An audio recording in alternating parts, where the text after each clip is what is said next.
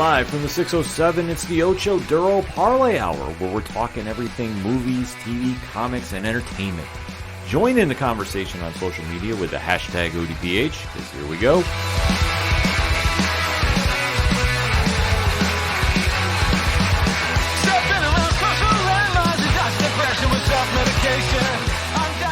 Welcome to a special edition of the ODPH podcast, better known as the Ocho Duro Parlay Hour. What's happening, everybody? Thank you so much for joining us this week. My name is Ken M, and joining me in studio, as always, you know him. He's the co-host. His name is Padawan J. Hello, hello, hello. Now, folks, we have a special edition of the show because this is what we like to call the fusion episode. When there's not a lot going on in either sports or entertainment, we'd like to merge it together.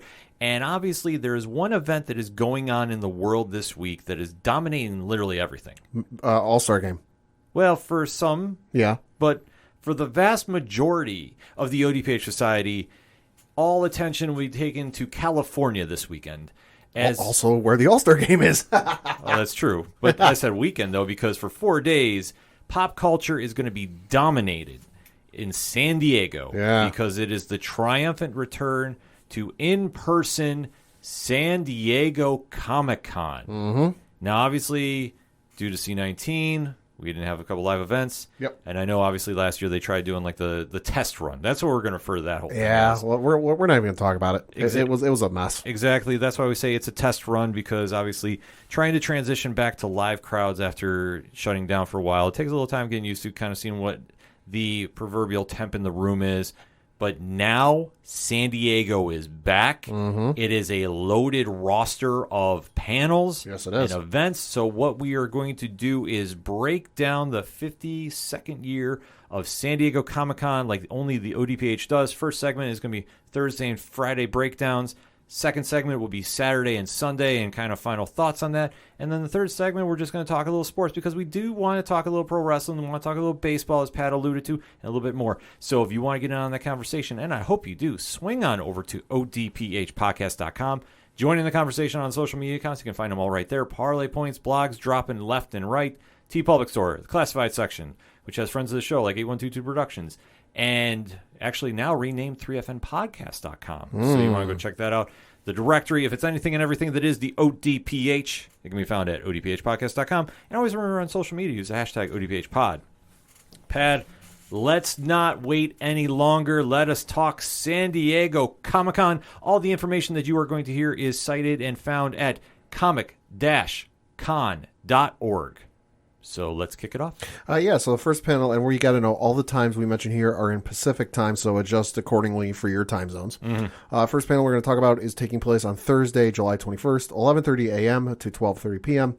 In room 6DE. And that is DC's Dark Crisis. And the description of this one reads, quote, "The epic event 30 years in the making is here. Talent behind Dark Crisis Young Justice, The Flash, and Worlds Without a Justice League, including Joshua Williamson, Daniel Sampier, Megan Fitzmartin, Tom King, and Jeremy Adams offer exclusive details on what's to come." It's a very interesting panel. DC is returning to San Diego Comic-Con. Obviously, everybody knows Fandome and what they're doing with that. Yep. But this year, we are seeing a little more sprinkles of more comic-driven content at SDCC. Sure. And obviously, if you've been following the DC Comics line, Dark Crisis is a big one to definitely make sure you're following. A lot of events are moving and shaking for the rest of the comic line, so this is one you definitely want to go check out because, like I say, DC is back in a big way with the comics. I know earlier in the day, too, at 10:30, they have a special with Tom King and Tom Taylor talking. Oh, nice. And obviously, if you're reading Nightwing, it's probably the best comic on the lot. You definitely want to make sure you're checking that one out. I had kicking off for my day, though, 11 a.m., and this is Comixology Originals, The Art of the Comic Pitch. Nice. So Bryce Gold and veteran comics editor Will Dennis are deep diving into what industry professionals look at for a pitch and how to prepare your pitch for success. Learn why publishers don't take unsolicited submissions. This is coming right from San Diego Comic-Con.com there, or .org, should I say. And this is a great panel, too, if you want to get learning the ins and outs of how to get into comics. Okay. And especially if you haven't been following the Comixology line, this is a one that you definitely want to make sure you're following. A lot of good stuff is going on with that brand, and we'll definitely be talking about that a little later in the show. But this is a great way to start off. And like I said, comic-con.org. I'm so used to saying San Diego Comic-Con.com, but I know that's not the right one. It's comic-con or comic-con.org. And next up, though, for me, is 11:15 that day. We have our WWE Mattel panel going on. Yeah. So this is going to be one, obviously, the WWE does like to show up at Comic-Con with a lot of cool things, and this is for the Mattel WWE Elite Squad panel. Okay. So going from comic-con.org, the Mattel WWE Elite Squad defends their title as the action figure champions of San Diego Comic-Con with crowd-popping WWE action figures reveals and WWE Superstar surprise guests. Host Sam Roberts Oh, nice. and Ciampa are hosting a star-studded panel featuring Bill Minka and Steve Ozer from the Mattel design team, along with a couple people you might have heard about, Selena Vega. Yeah, I heard of her. And Cody Rhodes. Oh, okay. So this is going to be one. Definitely check out 11:15 at San Diego Comic-Con. With Ciampa being there, does that mean no one in the panel will survive? That would be my guess. Yeah, and also Cody being at San Diego Comic-Con is like the least surprising thing in the world. No, absolutely not. Like I say, that if there's going to be one wrestler from each brand, if you're talking AEW and WWE, Cody would have been there regardless whatever federation he's with. So definitely very cool to see him. Yeah. What do you have next on your list, Pat? Next up for me, it takes place at 2:15, and that is in Ballroom 20, and this is National Treasure Edge of History, and I'm very excited for this.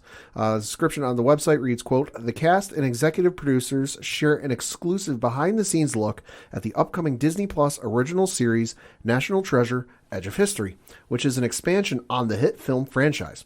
Series regulars Lizette Oliveira, Jake Austin Walker, Antonio Cipriano, Jordan Rodriguez, Zuri Reed, and Lyndon Smith, and executive producers Cormac and Marianne Wibberley gathered to discuss the upcoming action-adventure series." So I'm obviously very excited for this. I dig the hell out of the two movies that Disney did back in the early mid-2000s, with Nicolas Cage. The second one is absolutely freaking fantastic. Hope to God we find out what's on page 42, because that was a major cliffhanger that has yet to this day to be resolved. But I'm very excited for this, and I hope it's in the kind of the same vein as the other two movies. But to my knowledge, I think it's been filming. I don't think they've shown literally anything for this show, so possibly a little teaser trailer, possibly a full-blown trailer. We'll see. Yeah, this one definitely caught me off guard because I honestly forgot about they were in the works about doing something with this franchise. Well, it's been back and forth between a show, a movie, this, that. They finally settled on show. They got something going, so hopefully it's good. Yeah, definitely want to check that one out when it comes up. For me, though, I got to go back a little bit because Hall H is finally back on the map, and Dungeons & Dragons Honor Amongst Thieves is dropping. Interesting. So, reading the description from the San Diego Comic-Con website, Paramount Pictures and E1 bring a panel discussion and footage presentation with the cast and filmmakers. So, obviously, there's been a lot of talk about the Dungeons & Dragons movie, so this might be something up the line that we're going to definitely be checking out. So, I honestly forgot about this project coming out, so that definitely, if it's going to Hall H, there's going to be a lot of eyes on the product. Definitely something to keep in mind.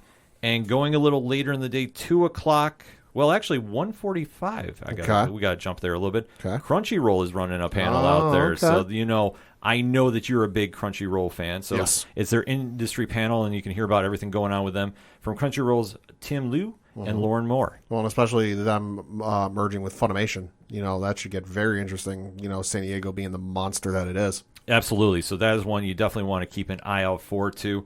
And also at 2 o'clock, there is a very big panel for comic fans of the Mighty Morphin Power Rangers. Okay. So, Mighty Morphin Power Rangers Charged to 100 and Beyond is dropping 2 o'clock on Thursday. And the description reads, a more phenomenal celebration of 100 issues over 5 years of ongoing Mighty Morphin Power Rangers comic books from Boom Studios. Ryan Parrott, Matt Groom, and Melissa Flores, who just actually came on the ODPH not too long ago, are going to be joined by the series editors and talking about the big event that is happening that we've been talking about on Parlay Points for quite some time, and that is the Charge to 100. So it's going to be the legacy numbering. Ryan Parrott is going to be leaving the Power Rangers after many years and many epic stories. And this is going to be a changing of the guard. Not sure who the exact creative teams are going to be taking over the books, but this is going to be one for any fan of the Boom Studios line. And let me tell you, if you have not checked out their comic line of the Power Rangers, you're truly missing out on some stuff. They are doing a lot of great work, and I know we're getting closer to that moment of issue 100 dropping. I know Tom Craven from Off the Cuff Gaming and the Hashtag Show is going to swing through here and talk about that, so definitely keep your eyes out for that. And then at 2 o'clock, too, we have Scott Snyder's Dark Spaces and more IDW original series. Scott Snyder has a massive weekend going on here. Okay. So this is going to be talking about his anthology series that's coming out, Dark Spaces, on IDW Publishing. Definitely something to check out if you're a fan of his work. You know I am, so I'm definitely excited to see what they got coming on with this. And like I said, you're going to hear his name a lot throughout the first two segments because there is a ton coming out from him. That said, Pad, what else you got lined up? Taking place at 3 o'clock on Thursday in room 6A. This is a look inside the making of the Gotham Knights video game. Ooh. And the description of this reads, quote, "Step into the night," that's with a K, with the Gotham Knights video game team as they discuss the upcoming open-world action RPG. With an original story set in DC's Batman universe, Gotham Knights showcases Batgirl, Nightwing, Red Hood, and Robin, a new guard of trained DC superheroes who must rise up as protectors of Gotham City in the wake of Batman's death. Get a deep dive into the game with panelists Patrick Redding, creative director, Warner Brothers Games Montreal, Anne LeMay, narrative director, Warner Brothers Games Montreal, Wilson Mui, cinematic director, Warner Brothers Games Montreal, along with actors America Young from Barbie as Batgirl and Christopher Sean from Star Wars Resistance as Nightwing. Gotham Knights is scheduled to release worldwide on October 25th, 2022 for PlayStation 5, Xbox Series X/S, and PC. So this is obviously the highly anticipated game that I think, if I'm not mistaken, is a sequel to the Batman Arkham series, or at least that's kind of how everyone's... It's alluded to. It's alluded to. Nothing's been really set or confirmed. We've seen some little gameplay footage, a little bit of this, a little bit of that, but really nothing set in stone, firm, solid. So maybe we'll get some answers with this. I'm very excited for the game. I'm definitely excited to check this out. This definitely has a lot of promise going on with this. And obviously, when you hear about the Arkham series getting brought back to video games, even if it's like alluded to, a lot of eyes are going to be on the product. And this is definitely one that a lot of fans are going to be checking out. Next on my list, 3 o'clock, Hall H, Masters of the Universe 40 years. Wow. Can you believe it's been 40 years of He-Man? That is hard to believe. It's wild. Kevin Smith is going to be moderating and kind of leading the charge here, talking to a lot of creators and a lot of the notable names that are connected with this franchise from over the years. So, and obviously he's had his fair share of Masters of the Universe content creating as well. So this is going to be something to check out and obviously take a retrospective of 40 years. Crazy. Like, it's absolutely mind-blowing to think of it, but that fan base is definitely still vocal. They definitely get up for it. So you definitely want to check that out. Next on my list is one, and I know I want to bring this up. I talked about this off air with Pad, but I definitely want to bring this up to the ODPH Society. So we have Todd McFarlane celebrates Spawn's 30th anniversary. So obviously Todd McFarlane, the man, the myth, the legend, the guy that either from the creator of Spawn, the founder of Image Comics, or one of them I should say, and the man behind probably the best toy line in the business, is going to be talking about the 30th anniversary of Spawn and how basically that has changed everything, and maybe we'll get some information about the movie that has been in purgatory, so to speak, and just really breaking down the historic run of Spawn.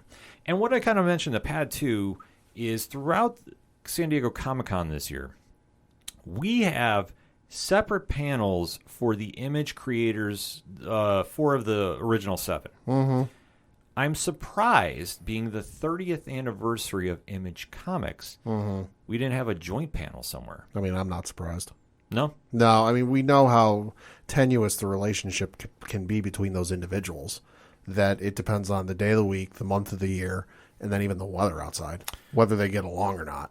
And it kind of goes back and forth. So I wouldn't necessarily put it up to, the powers that be submitting for a panel to the folks in charge of San Diego Comic-Con and the folks in San Diego Comic-Con telling them no.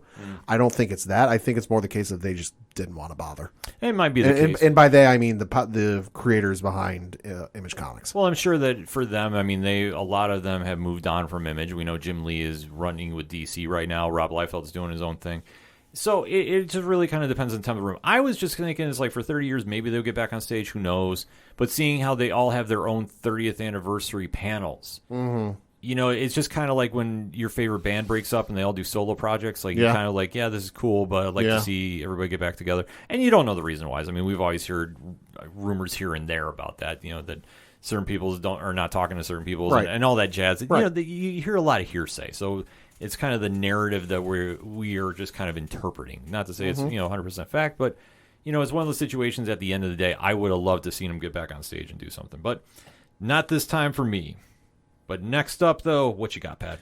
Taking place at 4:15 is the Wheel of Time Origins, taking place in room 6A.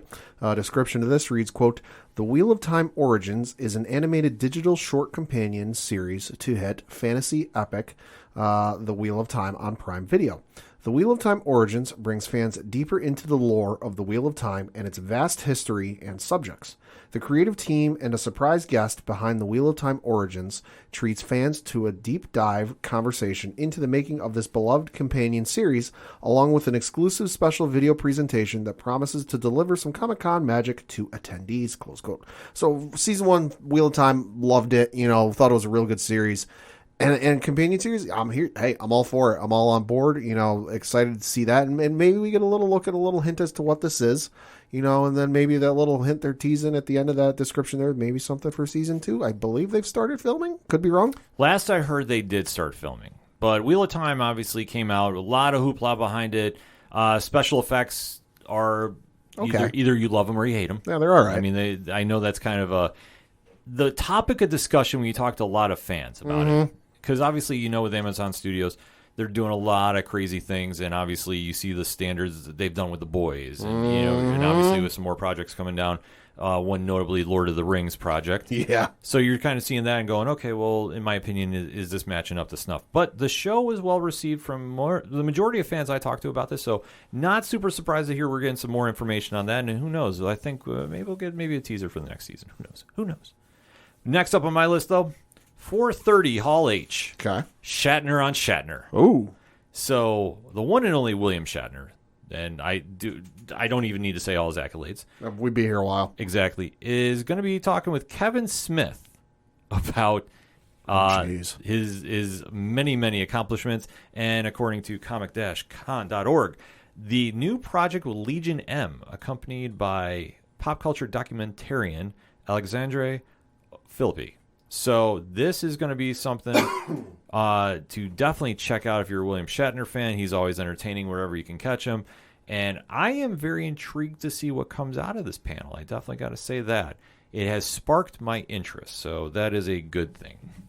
Next up, Pat, what you got? Taking place at 5:45 in room 6DE is 30th anniversary of X-Men, the animated series. Talk about being surprised something's a certain age. This being 30 is one of them. The description of this reads, quote, "Larry Houston, producer/director, X-Men, the animated series, and Captain Planet. Dan Vesenmeyer, packaging artist for Hasbro Marvel Legends, X-Men, and Lego Ninjago. And Stephen Melching, writer of the X-Men and Star Wars Rebels, celebrate the 30th anniversary and discuss the behind-the-scenes production of the 90s X-Men series. Joining them is Larry Houston, director of the series." So obviously, X-Men, the animated series, much beloved series, one of the standards for back in its day. Still holds up to this day, in my opinion. The final season, not so much. But no, getting a little bit of retrospective on the 30th anniversary of a beloved TV series, hey, I'm all for it. And maybe a little hint, something about the upcoming X-Men 97, although maybe that's later in the weekend. We'll see. I think you might get something teased a little here, but I think it's going to come out at another panel during the weekend. But either way, I mean, obviously, everybody knows this animated series has definitely struck a chord with fandom. I mean, for the majority of its run, it's legendary. Oh, it is. And that theme song. Yeah. Perfect. Oh, it's absolutely perfect. I mean, even when you heard it on Miss Marvel. Oh, yeah. We're in safe space. We can say that now because enough spoiler time is gone. But it's one of those situations that to see the fans are going to turn out for this and be excited about the nostalgia factor coming back, that's a really cool thing to see, especially with animated series. Yeah. And we remember during that time in the 90s, between that and Batman, I mean, that was the 1-2 punch. And Batman, Spider-Man was on during that time. Those are the benchmarks we all set our animated shows by. So to see it come back for this, it's a really cool thing to do. So next on my list, though, 5:15. Okay. Nyx, a first look at a new horror movie. Now, why am I talking about horror, Pad? Because that you can basically sum up the Knicks the last 40 years with that word. Wow, you are coming in hot with this I one. mean, listen, since 1973, Jennifer Lopez has 6 rings, and the New York Knicks have none. That being said, the music you heard on this edition of the ODPH, no, my friend. This description sold me on this panel. Okay. Just in the first sentence. Get a preview of the new psychological horror movie, Knicks, from the director of Sharknado. I'll say that just sounds like a documentary, again, summarizing like the last 40 years of the Knicks. I'm sold on this. I'm very interested to see what this is. And apparently the plot is Knicks follows a tragedy of a mysterious lake that haunts the Shattered Coil family as they contend with a frightened entity that is once again revealed itself. So, listen, Sharknado director doing horror? Okay, I'm in. Like, I don't need that much. Yeah. I definitely get up for stuff like this. Like, I'm a fan of the old school sci-fi network monster movies. Right. They used to do so. Like, this is something on my There's alley. something about those sci-fi monster movies that, like, they're bad. They're terrible. The plots are awful. Mm-hmm. But there's just something about it. You sit there and go, what the fuck is this? Yeah, so there's definitely something to keep an eye out for. And at 6 o'clock, room 28DE, is the 3 Worlds, 3 Moons, A New Day Dawns. Okay. So this is Jonathan Hickman's Substack initiative that's going on. So Mike Del Mundo and Mike Huddleston are going to be there talking about what is going on with this whole Substack universe they're doing. And this is going to be something a lot of comic fans are definitely going to be interested to check out. I think they got so much going on with this. And especially with how Substack has really impacted the overall comic business. Mm-hmm. I think hearing what they got to say about it and successes and such, this is going to be something for all comic fans to definitely check out. So that being said, Pat, that is your list for Thursday. What are you kind of feeling with it? Oh, it's looking like a pretty good list. A lot of stuff going on. Yeah, I definitely got to agree. I mean, for Thursday, they definitely start the right way. There's a lot more comic spotlights going on, too. Like we said, Jim Lee's got one. Jacques has one, too. Definitely would like to hear what he's got to say. Scotty Young. They definitely have a lot going on there. Matt Kint has something for Flux House. So if you're not checking out that line, you definitely want to keep an eye out for that. Miracle Man has one as well. There is a lot that is going on. Like I say, the big introduction is back to comics with this, and that's what I like to see. Because I know that we do kind of dabble into more San Diego related to the movies. But there's a lot more that goes on, and especially to see all the comics come back. That's a big thing. So this is something to definitely check out. I know what I have circled on my panel, and that's 2 p.m. Then that's the Mighty Morphin Power Rangers one. I have become a very big Power Rangers fan since I started covering it for Boom, and this is one that I think is going to definitely steal Thursday away. But Thursday is lined up too. Like I say, a lot of different stuff going on, and definitely ones for every single fandom too. Whether you're looking for professional advice, from getting into the business to doing social media for comics, there's literally something for everybody about this, and that's something that I always love to see with that. So let's say Friday, kick it off, Pat. Yeah, Friday at 10:30 a.m. in Hall H, starting at 10:30. And just a heads up, if you're attending, this one's an hour and a half. Is The Lord of the Rings, The Rings of Power. The description of this reads, quote, Prime Video's new series brings to screens for the very first time the heroic legends of the fabled Second Age of Middle-earth's history. This epic drama is set thousands of years before the events of J.R.R. Tolkien's The Books, The Hobbit, and The Lord of the Rings. From the darkest depths of the Misty Mountains to the majestic forests of the elf capital of Lindon, to the breathtaking island kingdom of Numenor, to the furthest reaches of the map. Meet cast members Morfydd Clark, Charles Edwards, Rob Armayo, Benjamin Walker, Ismael Cruz Cordova, Charlie Vickers, Nazanin Boniati, Tyro Mufadin, Daniel Wayman, Cynthia Adai Robinson, Tristan Gravel, Maxim Baldry, Emma Horvath, Lloyd Owen, Leon Wadham, Markella Kavanaugh, Megan Richards, Dylan Smith, Sarah Zwagobani, Sophia Namvede, and Owen Arthur, along with showrunners J.D. Payne, Patrick McKay, and executive producer Lindsay Weber. So listen, I am very excited for this. I'm a very big Lord of the Rings fan. I have read the books more times than I would care to admit. And obviously with the teaser trailer coming out, and no, it's just a teaser trailer. It's not the full-blown trailer. We still haven't gotten that yet. Well, odds are we'll get that here. Things are looking really good for this. The production, you can tell, it's like it's the most expensive TV production of all time. It's like half a billion or $1 billion or something insane was spent on this show, and you can very clearly tell given what the teaser trailer they released last week, they are going real deep, and I mean real deep into the lore. I am super excited for this, and I cannot wait.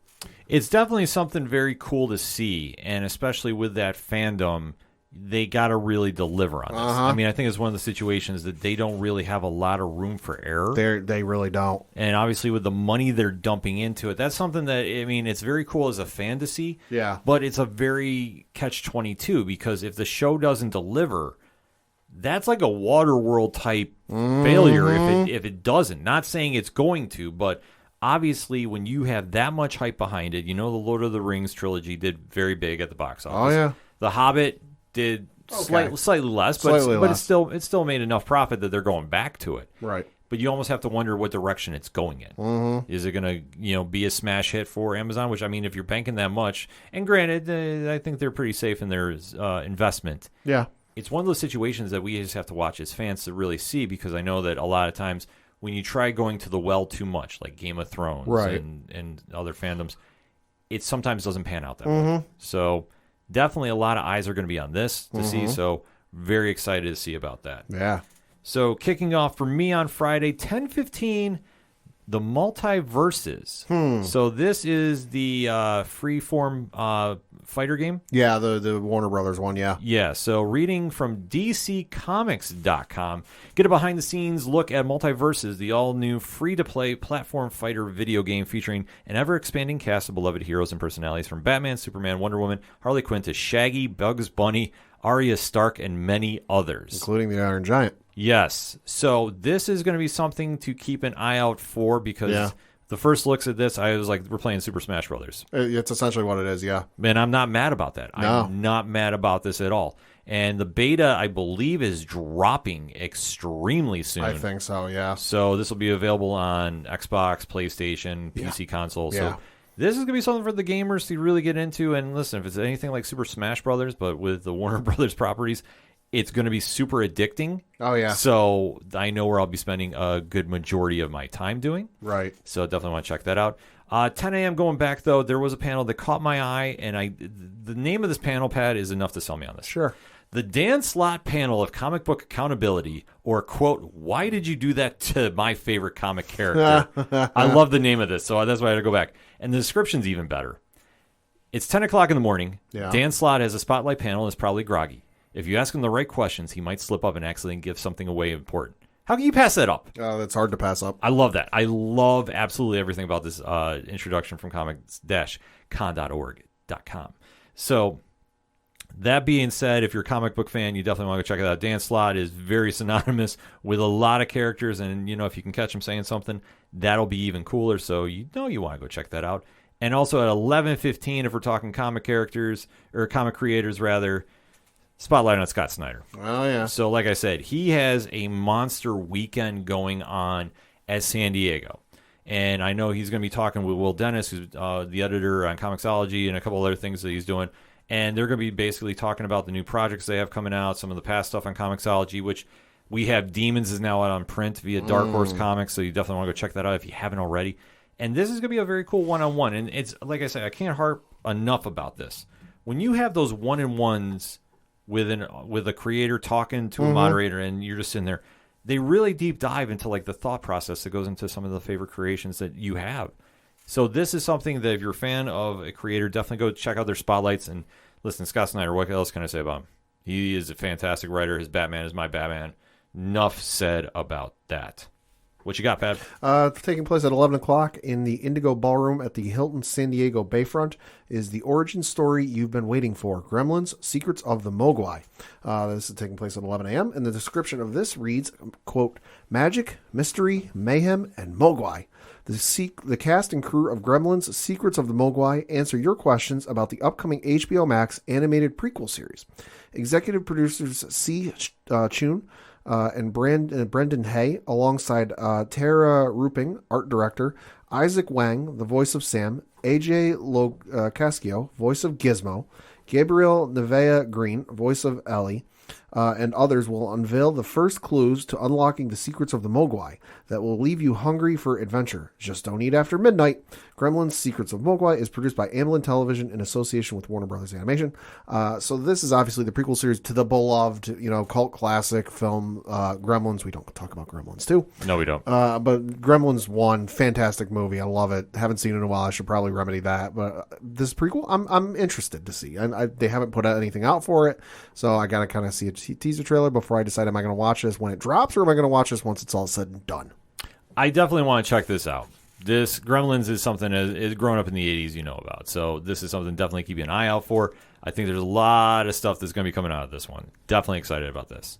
But for me, next up, 11:45 a.m., Marvel Studios. Now, I want to stress, this is not Marvel Studios. Right, it's not the big one. No, but this is one that Pad was kind of alluding to a little bit, and I think we're going to follow up a bit on the XMen series and a little bit more. The description is reading Marvel Studios head of streaming television animation Brad Winderbaum, head of visual development Ryan Meinerding, and special guests dive into all things animation with exclusive looks at X-Men 97, Heyo, Marvel Zombies, heyo, and What If Season 2 and more. Heyo. So this is something for the animation fans to definitely check out. And like I say, I remember reading very quickly on the blurbs about we're going to see a lot coming out from X-Men 97. I think this will be the first time we see that trailer. Oh, I'm sure. I think they're going to allude to it, the one you were mentioning earlier. Right. But this is going to be the full-blown, Oh, yeah.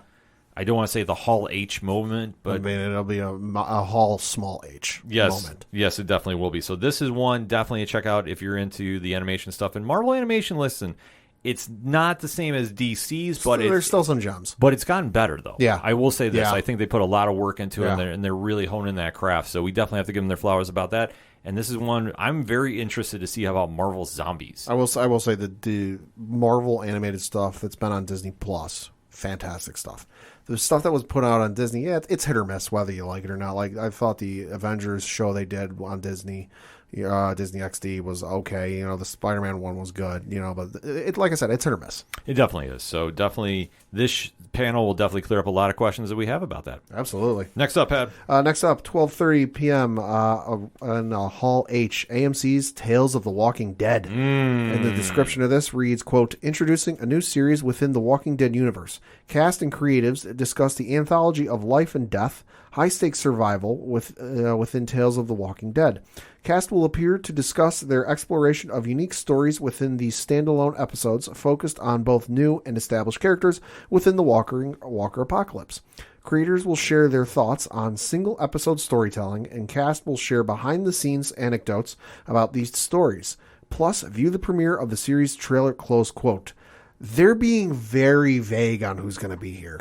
I think we're going to get some surprise appearances from cast members you wouldn't necessarily expect. Obviously, there's probably going to be one with Norman Reedus as Daryl, because duh. Reasons. I would not be surprised if maybe there's a Shane episode or maybe even a Governor episode, because there were two novels written about the Governor pre his appearance in the comics and the movie and the show.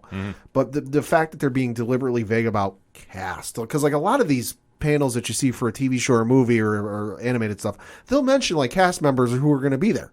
This one, they're not even mentioning that. I'll one-up you. I think you're going to see Rick and Shane pre-zombie apocalypse. Oh, give it to me. Doing a little cop episode. Give it to me. I fully think you're going to see that. I think you could see a Merle episode. Oh, that'd be Michael good. Rooker. Rooker would be good. Yeah, so I think that might be your Daryl cameo, maybe introduction. I could see that going down. Maybe we'll see what happened with Shane and Lori while Rick was in a coma. That could happen as well. And I'm also going to say the long shot. Okay. Lee and Clementine. Oh, from the Telltale games. Oh, this would be the perfect spot to do it. I think that now's the time you're going to do that, because the one thing that they can do with this anthology series is you literally don't have to follow anything. No. And if there's a character in the fandom, you can do it. Yeah. And Lee and Clementine has been somebody that has been mentioned throughout for 10 years now. Yeah, since the inception of the Telltale games. So this is one of those situations where if you plug and play now, perfect timing. And especially for a fan base that, let's be honest, we're coming near the end of the road for the flagship show. Fear the Walking Dead is still going on. Not much sure how longer that's going to go. Right. Because obviously they're still in a nuclear wasteland. Right. So, reasons. But I'd love to see that continue on further. But you're in a situation where the fans are getting a little tired and want to see something different. This is the perfect way to do it. If they actually wanted to borrow the Visitor story, the one shot that they did. Which is the only comic I believe Robert Kirkman did not write involving The Walking Dead. Right. In recent memory, unless something's came out super suddenly. So if that is the situation, please correct me at odphpodcast.com. This is a time to really get the ball rolling, and especially for The Walking Dead, that this will be the last Comic-Con as a running show. Mm-hmm. So obviously, I think they would come back and do the 1 year reminiscence. Oh yeah. So you're going to see that, but obviously we'll get to that a little later in this day. But for The Walking Dead to wrap up shop, you definitely want to. If you're going to keep that fan base going, you got to keep them excited. So this is the way to do it. Next up for you, Pat. Taking place at 1 o'clock in room 7AB is Lucasfilm Publishing Stories from a Galaxy Far, Far Away. This is the panel I absolutely love, and if you are a Star Wars fan, you should definitely keep, if you're not able to attend, keep your eyes on social media. If you're able to attend and you are a Star Wars fan, I highly recommend you check this out, because the description reads, quote, "From the days of the glorious High Republic to the age of rebellion to the time of the fearsome First Order. Join some of Lucasfilm Publishing's all-star authors as they discuss stories from throughout the entire Star Wars saga, including reveals, announcements, and sneak peeks, featuring Kristen Baver from who worked on Timelines, Cecile Castellucci from Star Wars Moving Target, Adam Christopher, who worked on Shadow of the Sith, Claudia Gray, who worked on The High Republic, The Fallen Star, George Mann, who worked on The High Republic, Quest for the Hidden City, Beth Revis, who worked on The Princess and the Scoundrel, which is yet to come out yet, and I'm very excited for. Kevin Scott, who worked on The High Republic, The Rising Storm, and Kirsten White, who worked on Padawan, moderated by Lucasfilm's Michael Siglin. So this is obviously the panel where they talk about what they've worked on, what they might be working on. They show you some covers. They show you some, hey, here's a book we haven't announced yet. Why don't we talk about this? And you never know what you're going to get. I went to the one at New York Comic Con a couple of years ago where Timothy Zahn decided to go, hey, by the way, surprise, surprise, I just handed in my first draft of a new Thrawn novel, and the place went absolutely fucking bananas. So if you're a Star Wars novel fan, definitely something to check out, as I myself am. I cannot wait to hear the news coming out of this. Yeah, this is one that definitely Star Wars fans are going to have circled on their calendars. It always delivers big things. It's always something that will get the fan base excited to talk about, so you definitely want to check that out. For me, 12:30, though, DC's Gotham. Oh. So the description reads, in a town like Gotham, it takes the bravest heroes to keep the city safe from the worst villains and crime. Panelists deep dive into some of the heroes, anti-heroes, and supervillains that make Gotham the wildest city in all of comics. So this is going to feature some very noble creators, Ram V, Sean Gordon Murphy, Teenie Howard, and Jacques. Hey. So this is an all-star lineup, so if you really want to talk some Gotham City, fewer panels will get down like this. And I'm going to tell you, this is going to be something for every single Batman fan to go check out. Yeah. Next up, Pat. Next up for me, 1:30, taking place in Hall H, AMC's The Walking Dead. The description of this reads, quote, cast and creatives of the flagship series The Walking Dead discuss the highly anticipated remaining episodes of the decade-long apocalyptic drama. Celebrate the monumental journey of this beloved series and characters as we follow their arcs in the final 8 episodes of this epic final season, coming to AMC and AMC Plus this fall. Plus a look at the official trailer for the upcoming final episodes, close quote. So that's right, folks, for those of you who are like, God, the show's still going. I can't believe it hasn't ended yet. Don't worry. It is very soon.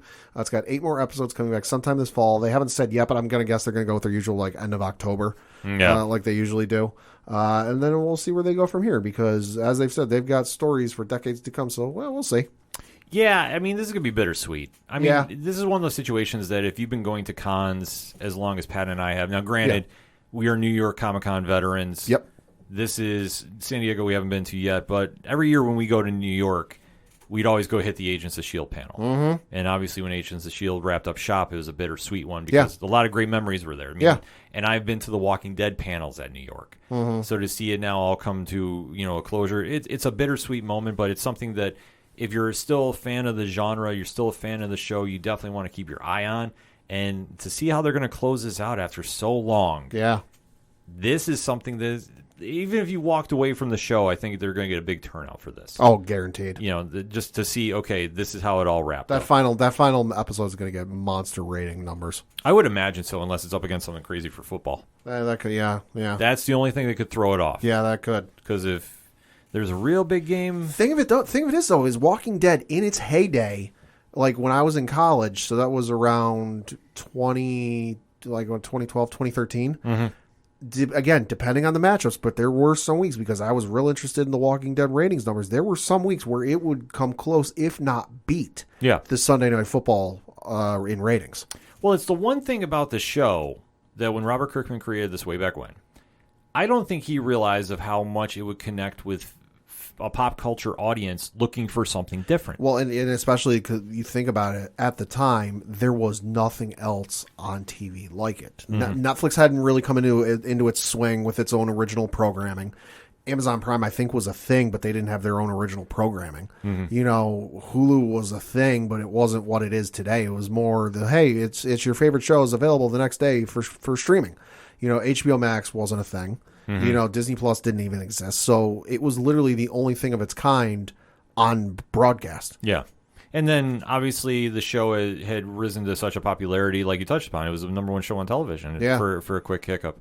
And then, obviously, the pop culture audience got really introduced to how close they were following the comics. See Negan and Glenn. And then I think the pop culture audience was not prepared for where the story was going. And I think that's where you kind of look at where it started tailing off a bit. But I think they'll still come back to see how this all ends. And obviously, I know there's going to be a lot of memories made at this panel, so you definitely want to go check that out if you're a fan. But next up on my list, though, is there is a show coming out on Amazon Studios, Paper Girls. Now, this is 1:30 on Friday, too. Okay. So this is based off the comic from Brian K. Vaughan and Cliff Chiang.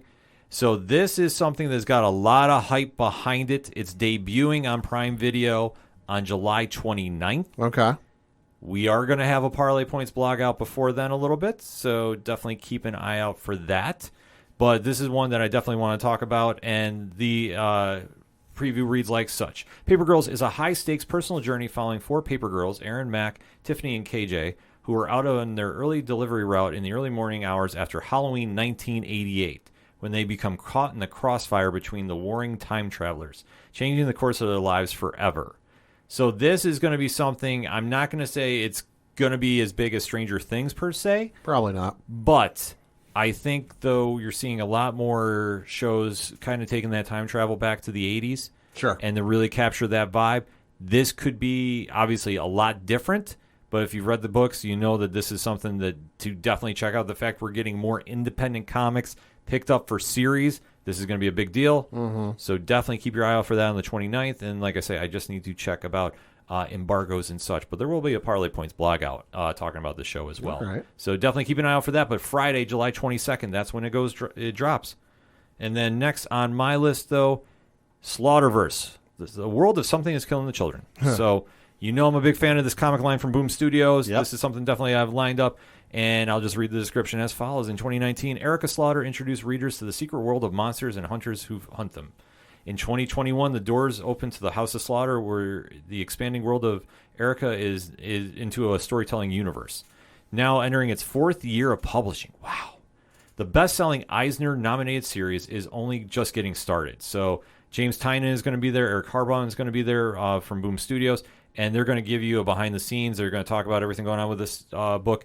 And if you have not read it, I mean, it is a very, very excellent read. Each issue I picked up is great, but you have to be in the horror stuff. You have to be in a little supernatural. They do a fantastic job with both books. I can't recommend them enough, but this is something you definitely want to keep your eyes out for. Pat, what you got? Next up for me is taking place at 3:30 p.m. In the room 6A, and this is Avatar Braving the Elements Live. This is one for if you're in attendance and you're looking for something to do. Highly recommend you check this out because it'll be energetic, it'll be fun, and having been to one myself, it's a ton of fun, and you never know who's going to show up or what's going to happen. The description of this reads, quote, ready to explore the amazing world of Avatar The Last Airbender? Avatar Braving the Elements, the official companion podcast co-produced by Nickelodeon and iHeartRadio, is back for Season 2 and bringing you an episode live from Comic-Con. Hosts Janet Varney, the voice of Korra, and Dante Bosco, the voice of Prince Zuko, conduct a one-of-a-kind panel that takes you behind the scenes of how Avatar was brought to life. So this is a show that's been going for 2 seasons now. They're in the early episodes of the Season 2 of the Avatar The Last Airbender, where they'll recap an episode, but then they'll also interview some cast or actors, actresses from the show. They just had an episode drop today as we record where they went to interview, the actress Cricket Lee, who voiced Mai in Avatar: The Last Airbender. It's a fantastic podcast, and it's been really fun to just hear from some of the cast and creators of the show. A couple weeks ago, they interviewed the gentleman who voices the cabbage merchant in the show, which if you're familiar with his catchphrase, "My cabbages!" Yeah. So where the man's got his own Funko Pop, like enough said. Like I said, I've been to one of these panels, been to this panel when they did it in New York last year. So my recommendation is if you are in attendance at San Diego Comic-Con and you want to attend this panel, get there early. Yeah. Because while this is in room 6A, I guarantee you it will fill out and they will cap the line and you won't be able to get in, because when I was there for New York, I had to leave the AEW panel early because I knew it was going to cap out. And by the time I got to the line, about 6 people behind me, they finally cut off the line. So I just made it in. So my recommendation for this panel, get there early. Yeah, that's one thing too. If you really want to get to a panel, like you have one circled, like the ones we're talking about right now, if you're going to San Diego, make sure you plan enough time to get in line. And this includes for autograph signings, too. Oh, yeah. Make sure to see what you need to do. If you have to go buy something ahead of time, if you get a prepaid ticket, whatever you need to do just to make sure that you're caught up. So you don't want to go walk in there 10 minutes before and thinking like, wait, I just missed everything. Well, and especially with some of these panels, they might bump up. It's like, oh, hey, 5 minutes, 15 minutes, whatever it is, to the next panel. If you've got a panel that ends at, say, 2:30, and then you got one starting at 3 or 2:45, if you're in a panel and they're in the Q&A portion where like you give a mic to fans and fans can ask questions, it's cool to hear some of the questions. Don't be afraid to leave, because it gives yourself just an added 5 minutes, 10 minutes, and it does help. And it helps, and it means you don't have to run all the way across the show floor, up 3 escalators, up 2 flights of stairs just to get to wherever you're going and be out of breath. Yeah, so definitely want to keep that in mind, especially when you're trying to get into those big panels, because Avatar still is a big fan base. Oh, absolutely. I know it might not be like a household name per se, right? Hey, they got 3 movies coming, but they got enough weight behind them that they're definitely going to be making some moves. On my list, 215. Introducing Transformers Earthspark. So, Pat, do you know about this? No, I don't. Because I know you're a Transformers guy. Description reads, Autobots roll out, meet the next generation of heroes in the new original animated series Transformers Earthspark. Okay. From Nickelodeon and Entertainment One, the Paramount Plus original series will showcase an insider event that celebrates a new take on the iconic global franchise with behind-the-scenes looks and casting and clips from the series. So, this is going to be something for the Transformer fans that kind of flew under the radar. Like I said, when I was reading this, I was like, I had not heard anything about this. No. But that's the cool thing about when you're covering about cons is when you get to deep dive into some panels, and there is something for every single kind of fandom, too. There is not just, Marvel and DC. A lot of the indies get a chance to shine. A lot of the comic characters, the cartoon characters. This is where you get to really celebrate the fandom with your fellow fans and getting to see new properties come out like this. That's going to be a real treat. So definitely want to check that one out. 230. No, not so strange bedfellows. The relationship between comics and pro wrestling. Uh-oh. If there wasn't a panel that screamed ODPH, I don't know what is. Yeah, really. So the description reads, some have called it the spectacle of pro wrestling, a quote-unquote comic book come to life. That is not far from the truth. From the heroics of Hulk Hogan to the anti-heroics of Stone Cold Steve Austin, the villainy of Ric Flair, this panel explores the parallels between character development and storyline advancement between these outrageous forms. So this is going to be something to definitely check out if you're a comic fan. There's a complete star-studded panel coming to talk about this that have definitely worked in, with comics and wrestling. So you definitely want to go check this out. I mean, Headlock Comics is going to be in attendance for this, and they always do a fantastic show. So you want to make sure you check this out, especially if you are a comic book fan. 3 o'clock, though, we have the first Marvel Comics panel, I believe, on the docket, and that is 60 Years of Spider-Man, a Week in Marvel special event.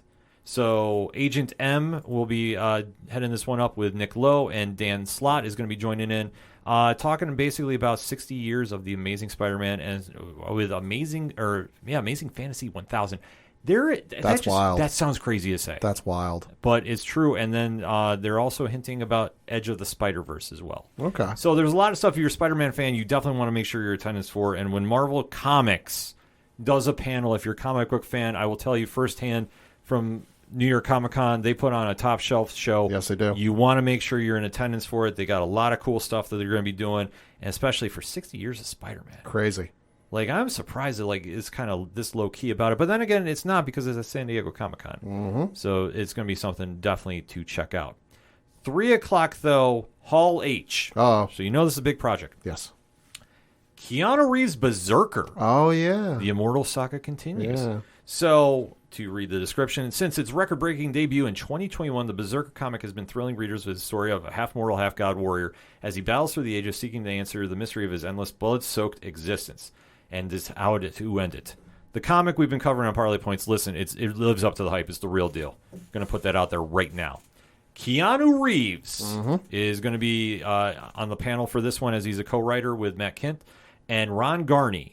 So they're going to be talking about the Berserker film. They're going to be talking about a lot of stuff that's going on, especially as the series is coming to an end very, very soon. They're on the final arc stretch and where they're going from here, too, because there's a lot of stuff you want to keep an eye out for.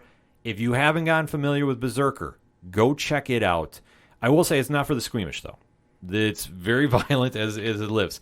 They don't exactly pull punches about that, so you want to make sure that you can definitely take it, but they put on a great book. And like I say, it's a phenomenal read. I said Keanu's got something really cool happening with this one. Very quickly, 4 o'clock, Major Wrestling Figures Podcast and Major Bendy's. Oh, okay. So we know Matt Cardona, or I should say in the GCW voice, Matt Cardona. Yeah.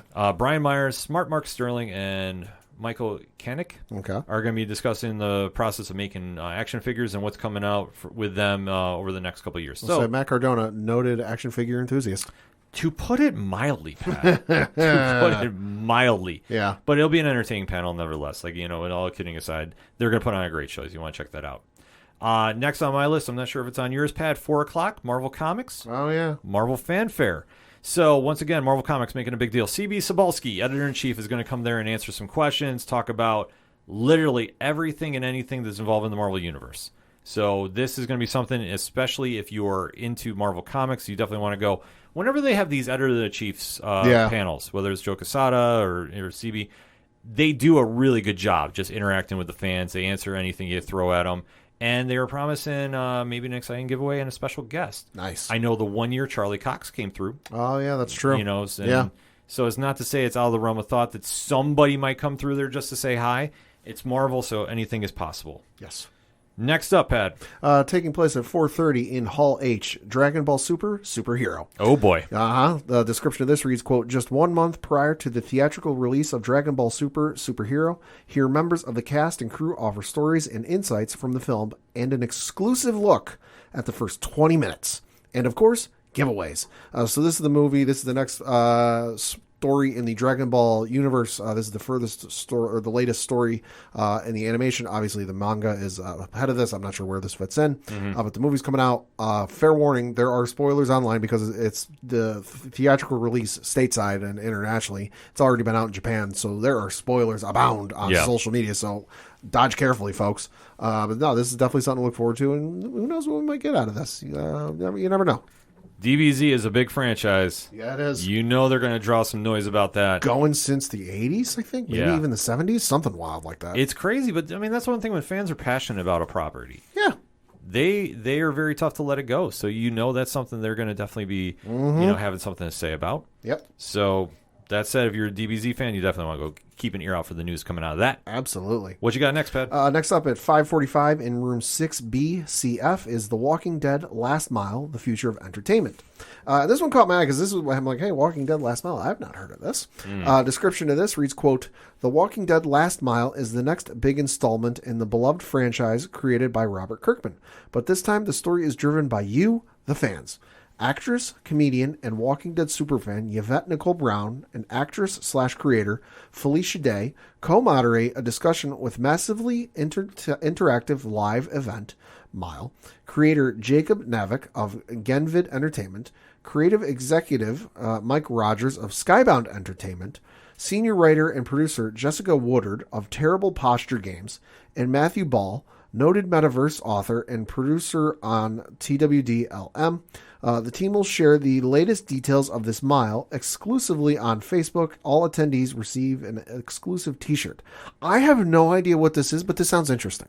Yeah. The fact that it's a Walking Dead story, driven by us, the fans, hey, I'm here for it. You know, when I first heard about this panel, I was thinking, okay, how are we doing this? Right. And are we going to go like the choose your own adventure style? Right. Because that's like the Telltale game. So I was like, are we going back to that universe? Are we like, what exactly are we doing? I don't know. So this is something I think is kind of cool to try doing, especially with the fan base. And like we touched upon, to keep The Walking Dead fresh, you got to do some very cool, creative things. This sounds like something that is going to work. Yeah. You know, like something like you have my interest. So at least I can say that as a fan, I'm very intrigued at what's going on here. I'm not sure what the end game is going to be with it, but I'm still invested enough that I want to find out some more information about this, because with the series transition and we don't have Fear coming back for a little bit, I want to be somehow connected with the Walking Dead universe. This is a perfect way to do it. So definitely excited about that. So next on my list, 6:30, the world premiere of Green Lantern Beware My Power. So the description reads, Warner Brothers Home Entertainment continues its annual Comic-Con tradition by hosting debuts of the DC Universe movies with the world premiere of Green Lantern Beware My Power, an all-new intergalactic thriller starring Jon Stewart's first adventure, or featuring Jon Stewart's first adventure as a member of the Green Lantern Corps. So in the film, the initially reluctant Stewart is aided by Green Arrow, Adam Strange, and Hawkgirl, must contend with a horde of interplanetary killers bent on eliminating every Green Lantern in the universe. So this is going to be something. Definitely check out. Aldous Hodge is going to be voicing Jon Stewart. Okay. So you know him from Black Adam and One Night in Miami. So this is going to be something to definitely keep an eye out for. Super excited to check this one out because, I mean, obviously, anytime DC does anything animated, you know it's going to be something very cool to check out. Yeah. So definitely keep an eye out for this, especially if you're a fan of those. I know when we've gone to the different panels in New York, they always put on a great showcase. Yeah, for they that. do. So you definitely want to make sure that that is circled on your calendar of stuff to attend. And then closing out Friday night for me, 8 p.m., the Will Eisner Comic Industry Awards. So this is basically the biggest award you can give comic creators in the business. This is going to literally, like I say, when you have the Eisner attached to you, that is the highest accolade you can get as any kind of critic or any kind of anything to say that you are the best of the best. Right. Sorry, like this is the easiest way to put it. It's like your Oscars, your Emmys. This is for the comic book fans. The Eisners are up there. I always say the Ringos are there too. So there's like 1A, 1B with me, but this is something definitely keep an eye out for. 8 p.m. on Friday night. So overall, Friday's got a lot going on with it. Rob Servations are going to be happening with Rob Liefeld too, so if you're a fan of his work. And like I talked about the Image Comic Creators 30 years, that's a big deal going on there too. They also have a panel talking about Bizarro, like the character. It's a cool thing to see at Comic-Con, so you definitely want to go check that out as well. Frank Miller's got a spotlight going on too. There is so many cool moments happening at San Diego Comic-Con. You definitely want to go check it out. And like I say, I can't stress enough, make sure you're keeping an eye on social media on ODPHpodcast.com, your favorite comic book podcast as well too, because everybody's going to be talking about this movies. This is how big this event is, and we're only in the 2 days of it. So definitely make sure to follow us on hashtag ODPHpod for the latest updates going into the weekend as well. But for right now, let's get a quick breakout. We've already talked Thursday and Friday. We got 2 more days to go talking San Diego Comic-Con on this edition of the ODPH podcast. So make sure to use that hashtag ODPHpod. Hit us up. Let us know what you're thinking about Thursday and Friday. We're going to take a quick break, and let's talk Saturday and Sunday. Do not adjust your dial, or well, your phone, your watch, or whatever the heck you're using to listen to the awesome podcast you're currently listening to. I am the Duke of Nerds, Tyler Mack, and I am here to tell you that being a nerd can be a bit overwhelming, especially after 30. Life moves pretty fast in our nerd culture, and if you don't take the time to notice things, you miss out. That's why I'm here. As your Duke of Nerds, I am charged with educating, enlightening, and entertaining you on all things nerdy. I do it by running the 30 to Nerdy podcast. 30 to Nerdy is a Badcast company production and currently playing wherever you cast your pod. Follow along each episode using the hashtag 30andNerdyPod. And check out what all is going on at 30andNerdyPodcast.com. Whether it's DC, Marvel, comics, or video games, I have got you covered. So tune in now. Cheers to you, nerds. Coming back for a second segment on this edition of the ODPH podcast, breaking down San Diego Comic-Con 2022. Last segment, we talked Thursday and Friday. Now it's time to talk the big day of the weekend. I have to say, I think everybody that's following San Diego Comic-Con, especially at comic-con.org, where we're getting all our information from, has got this date circled on the calendar, and they're kicking off in a big way, Pad. Yeah, kicking off at 10:15 in the morning on Saturday in Hall H, and you know it's going to be a stacked Saturday if this is what's kicking off Saturday. Warner Brothers theatrical panel. Description of this reads, quote, Warner Brothers Pictures returns to Comic-Con International San Diego, continuing the studio's tradition of bringing the fans an exciting Hall H presentation. This year's lineup, the highly anticipated Black Adam and Shazam Fury of the Gods, with the huge stars Dwayne Johnson, Zachary Levi, and more. You know the DC is smart about this. The Rock knows the temp in the room. Obviously, everything is going to shut down later that day on all your social medias. Yeah, I'll say good to get your press and your notoriety now because you're going to get dwarfed later in the day. There's no chance of anybody else getting anything out news and noteworthy between 5 and 7 p.m. to say the least. And then it's still going to be tough after that because with obviously the MCU returning to Hall H, all eyes are going to be on the Marvel Studios panel. But in the meantime, though, in the morning, DC is smart about it. Warner Brothers Discovery is very, very calculating about this. The Rock will kick off the day. Yeah. We're going to get some more footage probably from Black Adam. We're going to get the Shazam 2 full trailer, I would imagine. Yeah. I'm guessing a Blue Beetle trailer if I have to speculate. Right. And also we might get some information about some of the HBO Max shows. Maybe. So I'm thinking they really want to hit the ground running, hit it very fast, and definitely get in and get out. Not saying they're ducking Marvel by any means, but let's face it. They're being smart. They're being very, very calculated about this, and I have to applaud them for that. But what a way to kick off the day. But for me, though, 10 a.m., I got to take a trip to the Massiverse. Hey. So welcome to the Massiverse is the title of the panel, and you know that we're big Radiant Black Massiverse fans here on the ODPH podcast. Kyle Higgins, Ryan Parrott, Melissa Flores, Cherish Chen, Matt Groom, and Michael Basittle are going to be breaking out everything and anything that is the Massiverse. So if you're talking Rogue Sun, you're talking Inferno Girl Red, the Dead Lucky hashtag Dead Lucky Day is August 3rd. If you haven't already gotten that circled, I'm going to tell you yet again. So make sure you have that all locked up. And of course, Radiant Black and Radiant Red. Everything going on with the Massiverse is a big deal, so this is going to be something for comic book fans to go check out. Expecting a lot of news coming out of this one. Super excited about everything they're doing over there because that whole Black Market Narrative team is just on point right now with all the stuff that they have going on. Such a creative, brain trust there. Yeah. I have to say, because from Ryan Parrott doing Rogue Sun and the Choose Your Own Adventure book they has, the style coming out, to the QR code that's coming out from Radiant Black that they had the short with. I mean, the little short movie. They're doing so much creative stuff in that group. It's truly phenomenal to watch, especially 30 years of Image Comics, and this is the shared universe that everybody's super excited about now. Man, sign me up. I can't wait to go check out what they got coming out. Yeah. Next up is taking place at 10:30 a.m. in room 6B-CF, and this is the Naruto 20th Anime Anniversary panel. The description of this reads, Celebrate Naruto with fantastic voice actors Amanda C. Miller, who voices Boruto, and Tom Gibbous, who voices Shikamaru. Joining them will be basketball star, Jordan Brand athlete, and hardcore Naruto fan Zion Williamson. Hey now. And find out how Naruto has inspired Zion in his latest Jordan Brand collaboration. All attendees will get a limited edition Naruto anniversary poster. Hard to believe it's been 20 years of the anime. Definitely one of the more beloved animes. I'm going through it myself. I went through the Naruto series. I'm going through Naruto Shippuden as we speak. But I'm taking my time. I'm not rushing to get caught up to Boruto or anything. It's going to take me a while. But I'm definitely loving it. And to hear Zion's a fan, hey, makes me like him even more. Yeah, this is kind of wild to hear, but Naruto is obviously a big anime. You know that there's going to be a lot of eyes on this panel, and to see Zion's attached to it, I mean, that's very cool. Cool. You find out more and more athletes are into anime. Yeah. So this is definitely something to keep an eye out for. So you definitely want to have that circled on your calendars. For me, well, Comixology has a couple panels coming out, a little spotlight edition. So Tula Lote is going to be talking at 11 a.m. She is the artist that's on Barnstormers right now on the Comixology Originals line, which just came out. And at 12 o'clock, too, it's Comixology Originals presents Conversations with Jamal Eigel and Dan Panelshan. So if you're not familiar with their work, currently they're also on the Comixology line. Eigel is the artist on Dudley Datsun and the Forever Machine, which is a fantastic book, and Panelshan is on Canary with Scott Snyder writing too. So it's very cool when they have those one-on-one panels that they're going to be talking to everybody about. So definitely want to make sure you're in attendance for that if you are a fan of getting those creative ones. I always love doing that, so that's something I dig.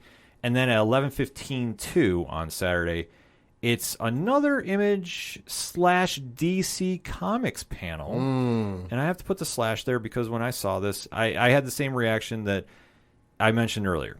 It's Wildstorm's 30th anniversary. So in 1992, Jim Lee, when he left Marvel and the X-Men franchise, formed his own stable of Wildstorm Productions. Mm-hmm. You might know Wildcats. You might know Gen 13. That's all under the banner there. And he's done so much with the start of Image. I mean, when everybody starts spawning off into their, no pun intended, into their own studios. Yeah. You had the Extreme Studios with Robert Liefeld. You had Top Cow Productions with Mark Silvestri, which they have a panel at 12 o'clock too, doing the 30-year anniversary for that. But Wildstorm was the one that really kind of jumped out and really went in some very cool directions. The Cliffhanger line definitely was one that I remember reading and I always thought was very cool. And this is going to be like a very cool trip down memory lane and just hearing about the stories that went in behind this. Because if you did not grow up in that era of comics, you don't really understand how big that was. Mm-hmm. That when Marvel and the original 7 of Image parted ways, that was unheard of. I mean, that was before the internet really took off. So you're in at the comic shops like, wait, what? Yeah. And then to see the books come out, and I mean, obviously, very polarizing start at the beginning too, because it was a long time between issues. But once they got the ball rolling, and Wildstorm was usually on point with their stuff too, it was truly a fun thing to be a part of. And to hear those stories come back to life here, I'm definitely interested to check this one out. Next up for you, Pad? Taking place at 11:30 a.m. in Hall H, House of the Dragon. And the description of this reads, based on George R.R. Martin's Fire and Blood. Who? Yeah. The HBO original series House of Dragon is set 200 years before the events of Game of Thrones and tells the story of House Targaryen. The series debuts August 21st on HBO and HBO Max. Panelists include co-creator / executive producer George R.R. Martin, co-creator / co-showrunner / executive producer / writer. Boy, that's a lot of titles. Yeah. Ryan Condal, co-showrunner / executive producer / director Miguel Sopinchik, and Patty Considine, King Viserys Targaryen, Matt Smith, Prince Daemon Targaryen, Olivia Cook, Alicent Hightower, Emma Darcy, Princess Rhaena Targaryen, Stephen Toussaint, Lord Coles Valerian, Eva Best, Princess Rhaenys Targaryen, Fabian Frankel, Sir Kristen Cole, Graham McTavish, Sir Harold Westerling, Millie Alec, young Princess Rhaenyra Targaryen, and Emily Carey, young Alicent Hightower. And it's going to be moderated by Jason Concepcion, who is a podcast host. Obviously, this is the prequel to Game of Thrones, highly anticipated. Should note, the showrunners of Game of Thrones have absolutely nothing to do with this series, so in theory, it should be a little bit better than the ending of the last show. But I'm cautiously optimistic about this. I like the Game of Thrones books. I've got this the book this show is based on my reading list. It's on my bookshelf at home. I got to get to it. But I'm cautiously optimistic. I liked Game of Thrones up until the final season, so I'm hopeful it's going to be good. I have the same fears I do with Lord of the Rings. Oh, yeah? To be honest with you, I do love Game of Thrones, the end of the season, polarizing in certain aspects. Mm-hmm. But to go back to the well, how many times can you recreate the magic? That's the problem that you have to face here. Not saying it can't be done, but let's face it, when you talk about going back and doing prequels and doing such like that. Like, not everything is Better Call Saul. Mm-hmm. And we have to remember that. Right. That you have a lot of shows that try, grasping for those straws, and they just come up empty-handed. So the thing with this is, prequels are hard to do, but I think with this being 200 years before Game of Thrones, there's a couple of things that, okay, you gotta have it set by the time the show's all over and done with. But it's not like Star Wars, where okay, X, Y, Z, A, B, and C all have to be done before this series is over. Yeah, that's the one thing too that is in their favor. I'm optimistic for it, but they gotta really work through some things that are not even their own fault. Like you touched upon, the last season of Game of Thrones definitely left a bad taste in a lot of people's mouths. Mm-hmm. So depending on how they want to wash that palate, it's gonna be anybody's guess. But this is true. We'll get the first kind of temp in the room from this panel, so definitely keep an eye out for that. Next up, taking place at 12:45 in Hall H, and this one's an hour and a half. This is the Star Trek Universe panel. Yes. And this one, just the description reads, quote, "The Star Trek Universe panel returns to Comic-Con, featuring exclusive back-to-back conversations with the cast and executive producers from Star Trek Picard, Star Trek Lower Decks, and Star Trek Strange New Worlds to discuss the latest seasons of their hit series and tease what's ahead, along with a few reveals and surprises." They're doing a lot of big things, especially on Paramount Plus with the Star Trek universe. Yeah, so they this are. is going to be something to definitely check out. I got to get it, back into it a little bit. I'm too tied up watching some other things. Oh, me too. But from what I know from the Star Trek fans we talked to, the stuff they've been putting out has been very top-notch. Mm-hmm. So this is definitely worth the Hall H moment, and I'm expecting to hear some big things coming out of this one as well. So, I mean, that's the one cool thing about those franchises is that even when you think it's low-key, it's really not. Mm-hmm. And this is going to be something that is going to be definitely exciting that fan base up a little bit. Next up, 1 o'clock, I think we both have circled on our calendars, XMen Animated 30th Anniversary. Yeah. So the description reads, it's the X-Men's animated 30th animated series 30th anniversary. So they're going to be having a retrospective about the team and just the history of the show. And Yep. like I say, very nostalgic. Yeah. With a lot of the stuff they have going on, because obviously I think every day this on San Diego Comic-Con they've had something for the '97 animated series. Mm-hmm. And well deserved too. Not mad about it at all. So you're definitely going to hear a lot of people that were responsible for it. And probably get a little more insight on what's going on with the reboot and everything going on with that. So definitely something to be excited about. And I will say this on record, it's the only franchise that got the Dark Phoenix saga right. Yeah, no, this is 100% true. So I'm going to definitely stick to my guns on that one.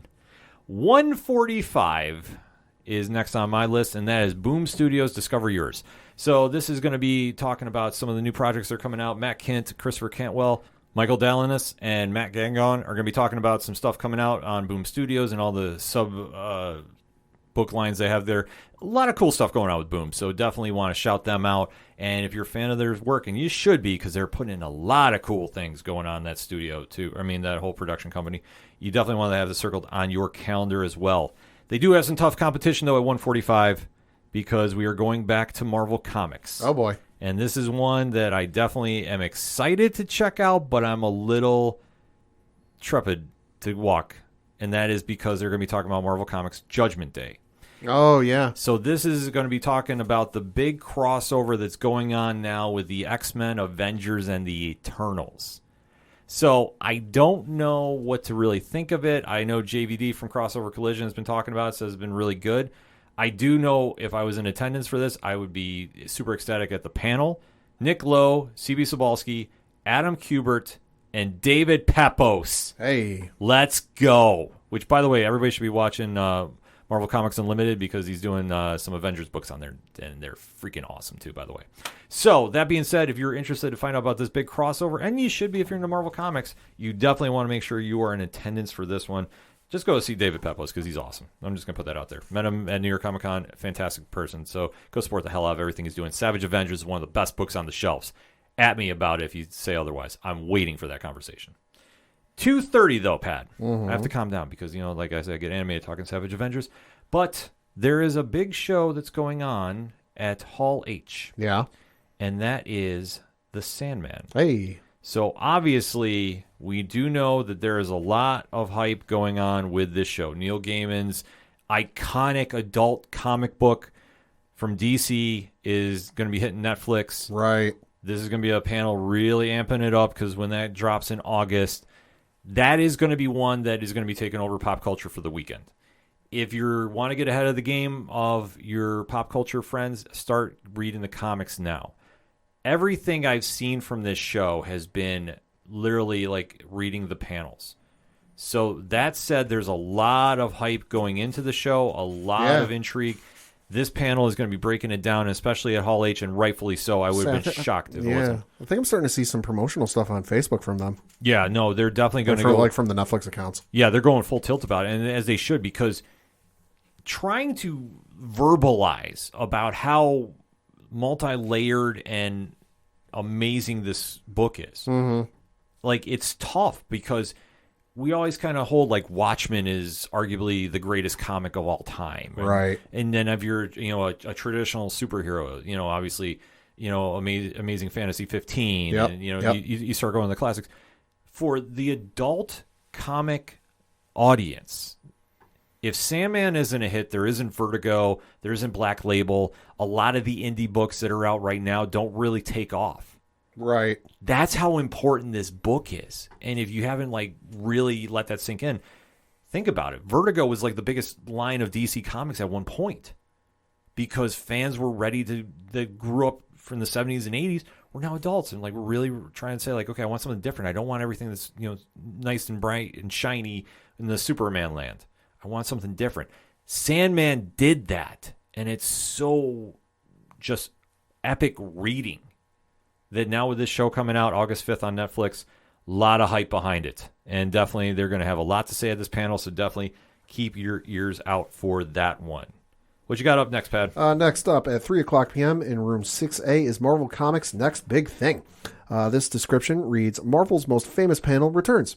C.B. Cebulski, Editor-in-Chief, Nick Lowe, VP and Executive Editor, and editors Darren Shan and Lauren Bism lead a lineup of luminaries, including Christopher Cantwell, Iron Man, Ram V, Venom, and Carnage, and Colin Kelly and Jackson Lansing, Captain America, Sentinel of Liberty.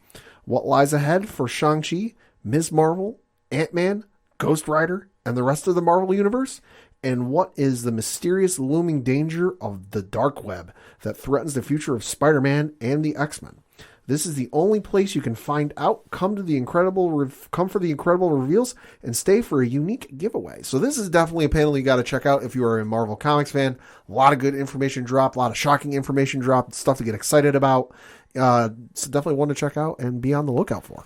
Yeah, this one's definitely going to be something to really be invested in if you're a comic reader. Right now, Sentinel of Liberty's crushing it right now. If you have not picked it up, it's a solid read. And just when they do the next big thing, they really mean that these are going to be some of the superstars that if you're not familiar with now, you're going to be. Yeah. Like they really know who they're picking to really start pushing, and really you see a lot of the names today that went through this panel. And this is a lot of times where you find out, hey, so-and-so's run on insert comic here is about to come to an end. But hey, we're ready to reveal who's going to take over. And oftentimes they do it and the crowd goes, oh my God, holy shit. Ram V's been doing a lot of great work too.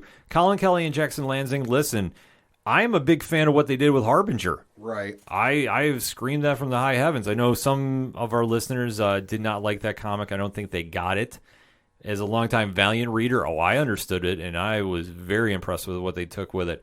To see them now on Captain America, that's a huge move for them, and then to see what they got coming with the Marvel Universe. And like I say, whatever is going to be happening at the Avengers panel is going to happen in the Avengers panel. This one, though, is for everything else. Like I say, the whole dark web nonsense they are alluding to. Yeah. And I don't want to say nonsense in a bad sense, but like it's going to be something out there completely crazy, out of control, and I'm here for it. And I cannot wait to go. You and me both. I can't wait to go check out what they got coming out of this one. Like I say, it's weird when they start saying dark web, and I'm just thinking like, oh boy, are we going morbid in time? Yeah. Like I say, just reasons for that. Yeah. But either way, I'm excited about this panel, so let's make it happen. Next up for you, Pad? Next up for you, me, and the world at large. Yeah, let's get into it. 5 o'clock, Hall H, Marvel Studios. Making their triumphant return since 2018? 2019? 2019. The description of this reads, Marvel Studios president and producer Kevin Feige and special guests provide an inside look at the ever-expanding Marvel Cinematic Universe, close quote. Literally, that's all it says. So this is where we're going to get our look at stuff down the line, probably some trailers. I've heard talk, and I've been told that there is a trailer for a certain green-skinned lawyer that's going to get dropped at San Diego Comic-Con. Just saying. I know this for a fact. We're going to get one. Who knows what else we're going to get there, but should be a lot of good stuff. Because I remember the 2019 one. They shut down Comic-Con and they shut down the internet. Yeah, they put an exclamation point with Mahershala Ali coming out as Blade. Yeah, they did. So let's do this locks and leap style. Okay. I'm going to throw a property at you. Sure. You say lock or leap. Okay. She-Hulk. Lock. Because, listen, I know some stuff. Okay. Well, you are the plug, according to Dre. So I do know some stuff. That I'm going to put that. That's a stone cold hard lock. Okay. Echo. Lock. Okay. Secret Invasion. Leap. I don't think we'll see that one here. Probably the next one. Ironheart. Leap. Armor Wars. Lock. Because I think they're going to be close to start filming that. Okay. Flipping to the movie universe. Yeah. Fantastic Four. Whew. See, for me, that I could see it, but lock. I think what it'll be is it'll be the Mahershala Ali, the Steve Jobs. Hey, by the way, one more thing type of thing. They'll start getting ready like they're about to end and be like, oh, they're not going to announce. Oh, hey, by the way, let's bring out the cast of Fantastic Four. See, for me, I'm saying that's a lock. Okay. I think if there's one thing, and I know that there has been so much speculation on the net, and it's funny, I've been talking to every fellow podcast friend we have, from Rich from 3FN to JT from East Coast Avengers to I'm blanking because I have so many conversations. It just kind of blends. The one thing that we're all pretty much banking on is we need to remember when Hall H became Hall F and H. Yeah. And the one studio that's done that is Marvel Studios. Right. Every time they go there, they want that crowd reaction. They want that crowd pop. Mm-hmm. There's no way I can see them just saying we're going to do this on D23. I just can't for Fantastic Four. No. For Marvel's first family, that's a Hall H moment. Yeah, that it has to be. So I'm going to say that is a lock. See, I was flipping between that and X-Men. In my head, I was like, yeah, which one's more likely, given this stuff with Ms. Marvel, which we can say that now because it's been a week now. Yeah, it's legal now. Yeah, it's over the embargo. So given the fact that they name drop Mutant in Ms. Marvel, and I was kind of going back and forth between that and maybe something involving the X-Men, but Fantastic Four seems more likely. Fantastic Four, I think, is probably the safest lock we have. Right. I genuinely do. Right. I think we are going to have that exclamation point get done. Yeah. With the announcement of Wolverine. Okay. Yeah, maybe. Because there's been some rumors about casting and all that. And I think it's going to be Taron Egerton from Kingsman. Kingsman. He'd be good. Yeah. Got to bulk up a little bit, but he get him on the Hugh Jackman diet. He's got time, and he's young enough that literally just call up Hugh Jackman. Hey, what do I got to do? Oh, exactly. I think the leap would be Deadpool 3.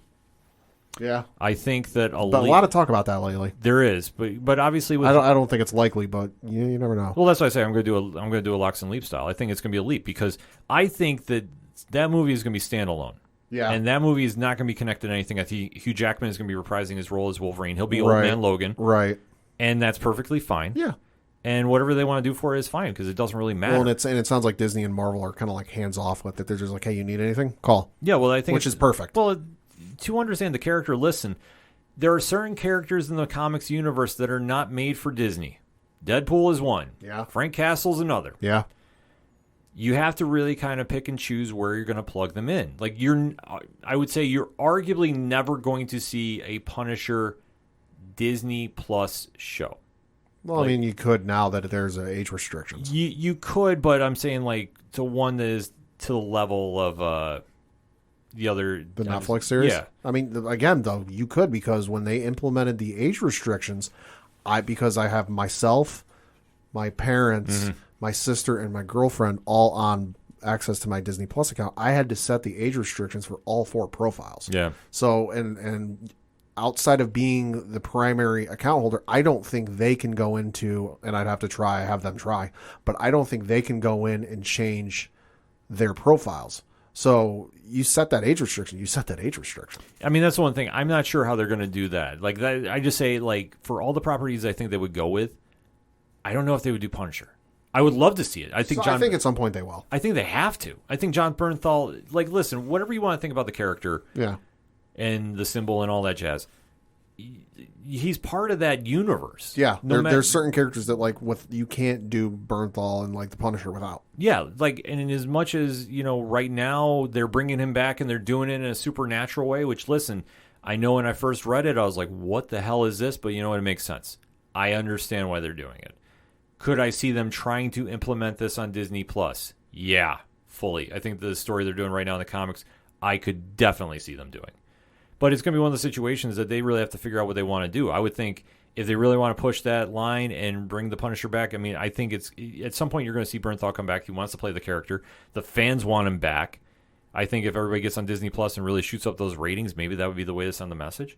But I think with now the introduction of the Netflix characters, I think that it's almost a safe leap that we won't see him back, and especially on Disney Plus as it stands now, but I could be wrong about that, even with the restrictions. You don't know. Like I say, it'll be interesting to see how they bring him back, but I think going back to the original point, you have him and you have Deadpool. Yeah.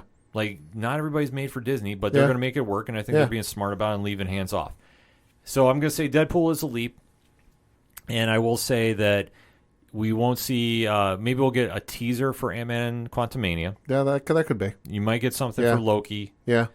But it'll be, like I say, Loki, you might get some like still shots or some like photos from the set because they just like within the last week started filming, so there's not enough done for them to do a teaser trailer. You might get some set photos or something of like Loki and the cast and crew on set. yeah. I think Ironheart is a leap just because they're in casting. They haven't even started filming yet. Yeah. So we already know who's going to be playing some of the roles. So there's really no reason to bring that out if they've got nothing done for it. No, I don't. Like I say, it's just kind of one of those situations where we've got to speculate and see, Yeah. okay, what's here? Yeah. Wakanda forever. Boy, howdy, they're going to have to address that because it's certainly the proverbial elephant in the room. Just because of Chadwick Boseman's unfortunate passing, they've yet to say what they're going to do about the role. Filming is finished as far as I know. So I would imagine we see something from that just because the speculation is so high for what's going to happen with that movie and the title role. So I would have to imagine they say something. Yeah, no, Because the movie comes out in November. We're sitting here in July. It's halfway through the year. You got to say something and put something out. see. I would say this. I'm going to say it's a lock. Okay. If we don't, D23, that's when they're dropping it. Oh, it has to because, like I said, the movie comes out later this year. Yeah, like I know we've been seeing a recent trend where they've been very Late in the game. late dropping trailers. Like with Thor: Love and Thunder, that was super late. Right. So this might be a new strategy they have. Well, I think it might be just because, and it only came up because I saw a meme on Reddit today where it was, after the events of Infinity War, Sony decided to drop a trailer for Spider-Man Far From Home, even though despite the fact that meta perspective, we knew the movie was coming. We know Sure. they announced it, but from like a storytelling perspective, oh, Spider-Man's dead. Hey, here's a trailer for his next movie. I think part of it might be because of that they're waiting like, hey, why don't we wait a little bit?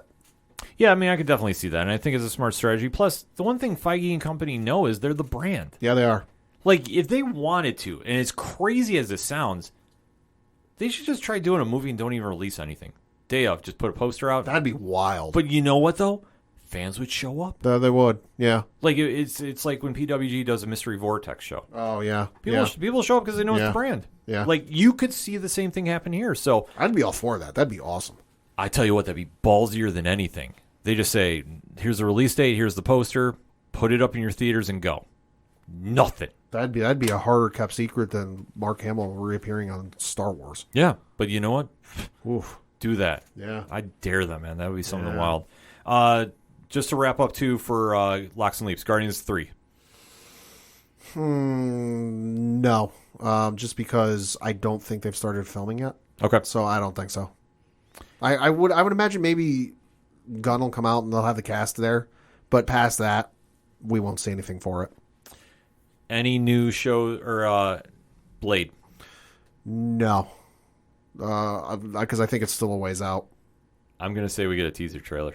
See, I don't think they've even started filming. But you know what the thing is? He was cast in 2019. We haven't heard a word. Yeah, that's true. So, like, how crazy would it be if they just dropped the trailer, say, "Oh yeah, we've been filming the entire time." They'd have to be filming in the middle of nowhere like The Walking Dead does. Just saying, it could happen. I mean, I know there's some talk. Anthony Starr is cast as Dracula, Right. so anything is possible. But that's the beauty of going to this show and going to the panel, because I guarantee you, social media is going to crash. Twitter is going to crash. Yeah. The fans are going to be an absolute frenzy at this show. And that's why I think Marvel is smart enough. You're going to see castings. You're going to see people walk out. Mm-hmm. They're going to want to mic drop this that basically Comic-Con ends at 6:30. Right. That's how bad I think they want to set that example, because there was a lot of criticism, that they weren't going to show up the 1 year. And, Right. We go through the dancing like that. It's one of those, because when they're doing from home, they didn't show. They didn't do anything. They want that crowd reaction. Oh yeah, they do, and I remember the 2019 where they were just dropping news. Yeah, it was insane. I fully expect more of that, and I fully expect them to announce some season 2s for some of the shows on Disney Plus. Yeah, I do too. I think Miss Marvel is a definite lock for that. Yeah. I don't know about Hawkeye. Yeah, that's a possibility. Because I think there'll be a Kate Bishop. Like that's a possibility. There'll be a rebranding.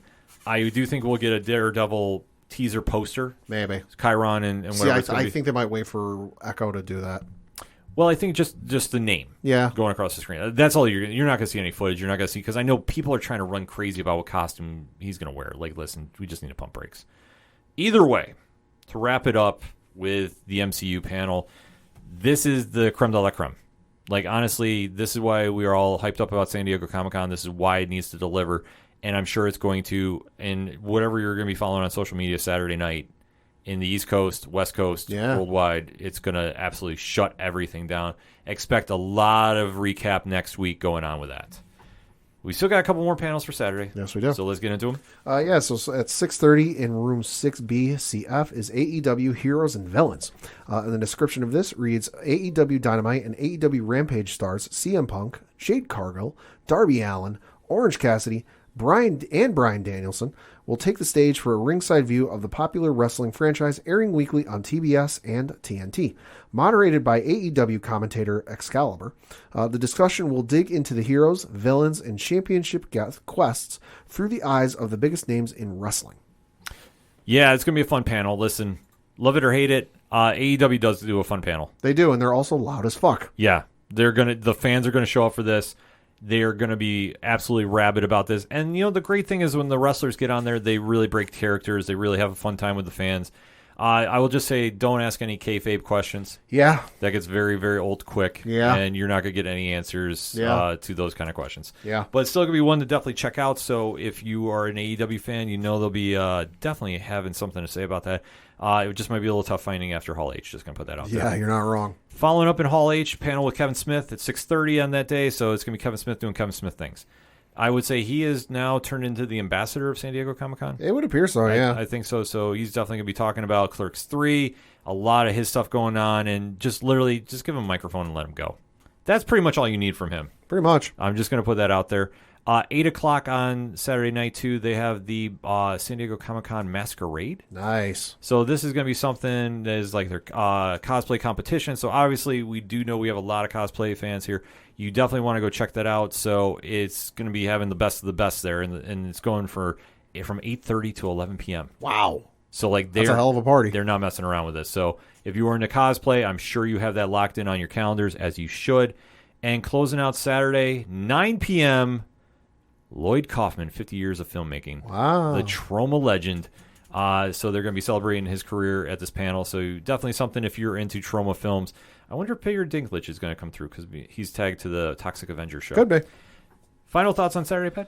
Just one more panel I got to mention because sorry. this is one this is the awesome thing about comic conventions. You never know what you're going to find, and you always see something like you expect the movies and the TVs and the games, but there's always that one or two panels that you look and you go, that sounds really fun. I want to go to that. And if I were going, this is the one panel I would love to go to, taking place at 7 p.m. on Saturday in room 23 ABC.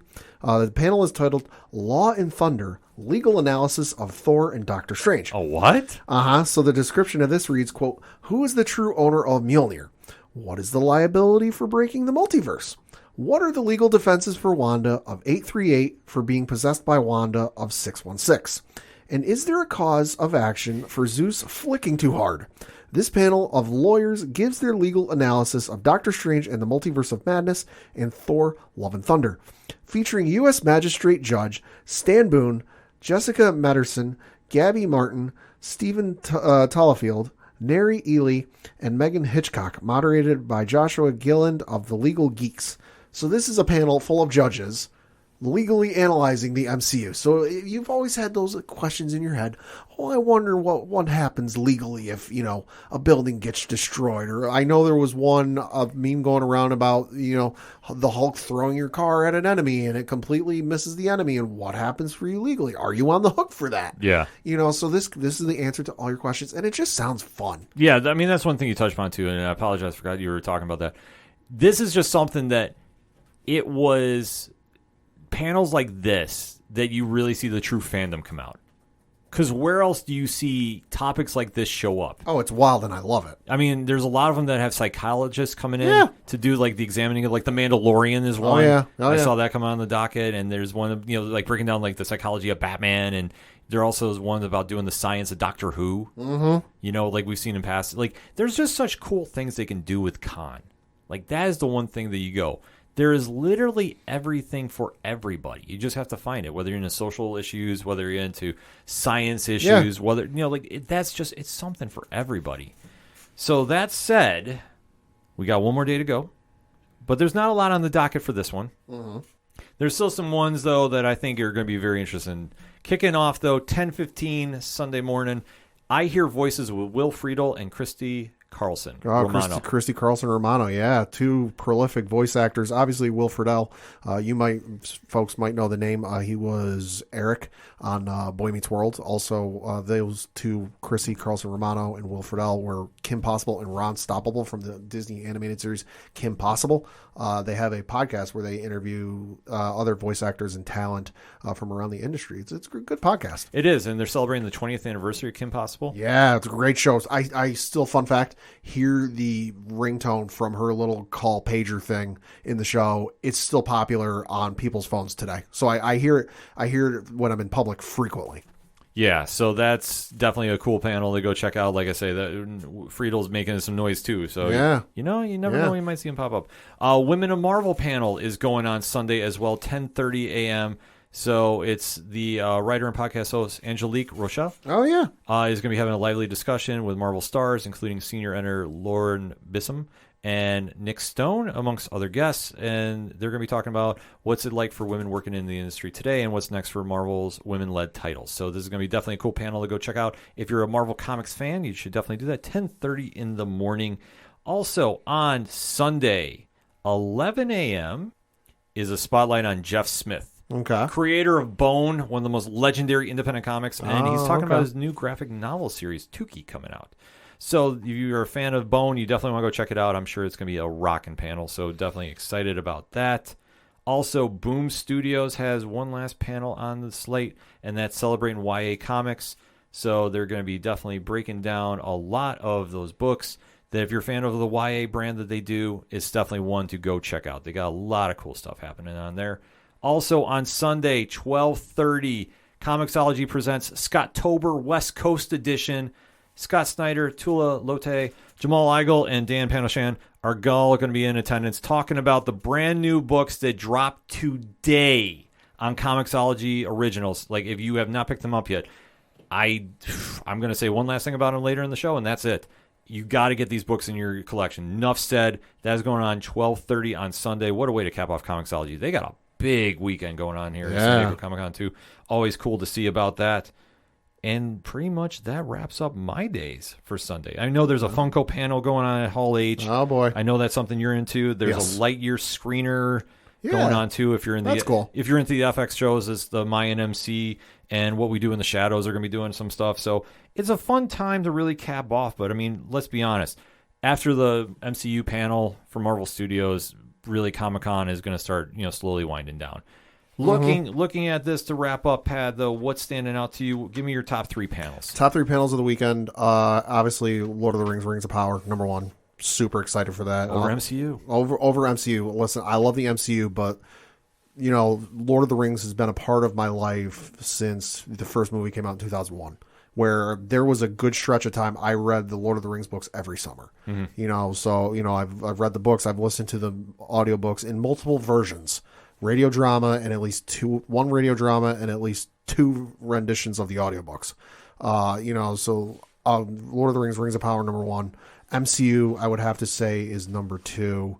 And then probably the Gotham Knights game, number three, just because I'm excited for it, but I want to know some more. And I haven't been able to check out some of the stuff and footage they've put out for it. So I'm excited to get a little more information about the Gotham Knights video game. No, that's cool. I can definitely see that. I agree with you on a couple of them. For me, though, it's the MCU. I am waiting with anticipated breath to see what they're going to do. I think there's a lot of cool things that we're finally going to get some answers to because it's just been so much of speculating. It's like, now give us the real deal. I'm super excited to hear about this. For me, though, as a comic fan, I love seeing all the Marvel panels come back just because they're so much fun to go check out. Comixology has a stacked lineup of stuff, too, because I am a super fan of what they're doing with Scottober because, let's face it, last year's Scottober, we had Demons Clear and Night of the Ghoul. We're going for the encore now, and they look phenomenal, the books coming out this week. So that's going to be something I'm super excited to check out. Boom's got a stacked lineup, too. Berserker, I'm excited to hear what we're going to get on Netflix. What's the deal there? There's a lot of speculation happening there. The Mighty Morphin Power Rangers panel from Boom, because let's face it, they've been crushing it with the Charge to 100. There's a lot of stuff that's going to be kind of falling out from that. I'm very excited to hear who this is going to be the new creative team on those books. The Radiant Black Massive Verse, I know it's going to fly under the radar because the DC panel, which I'm also excited to check out, is going to be running at the same time. But don't sleep on the Massive Verse. Seriously, they got a lot of stuff coming out. Super excited. Fingers crossed for Super Massive 2. I do know we have people that listen to us over at Black Market Narrative, so I'm putting that out in the universe. I need a yearly event like WrestleMania for the Massiveverse. And just overall to see San Diego Comic-Con back, like really back. Not from at home, which we all kind of said. I applaud them for doing, but it just wasn't the same vibe. And I'm not faulting anybody for it because we've been through trying times these past couple of years about going to live events. I'm always happy to get content, whether it's Zoom, whether it's YouTube, whether it's however you need to do it digitally, but there's no feeling like being in attendance for a con. Facts. And getting that energy, seeing the cosplay, seeing the fans, getting that connection. So I'm hoping everything runs smooth here. I'm hoping to hear a lot of hype. Saturday is going to be a wild day on social media. All the information you heard from us here, comic-con.org. And definitely hit us up on that hashtag ODPHpod. What is your feelings about San Diego Comic-Con 2022? What are you most excited to talk about? Let's have that discussion, shall we? We're going to take a quick break. We'll be right back. Ooh, I've been dying to try this place. Oh my god, me too. I've heard such good things about it. Welcome to the Crime Diner. I'm Cindy. I'll be cooking for you this evening. Here are your menus. Oh, what are you thinking about getting? I don't know, murder with a side of cannibalism? What about you? Ooh, that sounds good. I'm torn between historical mayhem and the social injustice, maybe? Oh. I just want to let you know that each episode comes with dinner, dessert, and a specialty drink chosen by yours truly. Wine Dine and Storytime has had a makeover, and we invite you to slide into the booth with us at the Crime Diner, where each week we will discuss a crime over dinner, drinks, and dessert. See you there! Coming back for the final segment on this edition of the ODPH podcast, and it's time to do a little sports talk as this is a fusion episode of the podcast. I'm going to do a little bit of local minute because looking at the Binghamton Rumble Ponies, they are currently off for the next couple of days because it is the All-Star break for the AA, obviously the Major League All-Star break is going on. They do start back up on Friday with a series against the Hartford, 3-game series against the Hartford Yard Goats. Got to note, though, the Friday game, 7:05 p.m. start time, is Relive the Glory Days, 1992 championship team celebration. Hey, now. So that should be a lot of fun. Also taking place Saturday, 6:35 p.m. is The Nine Night, a tribute to Bud Fowler. Now, admittedly, living the 607, did not know who Bud Fowler was, so I did a little bit of information.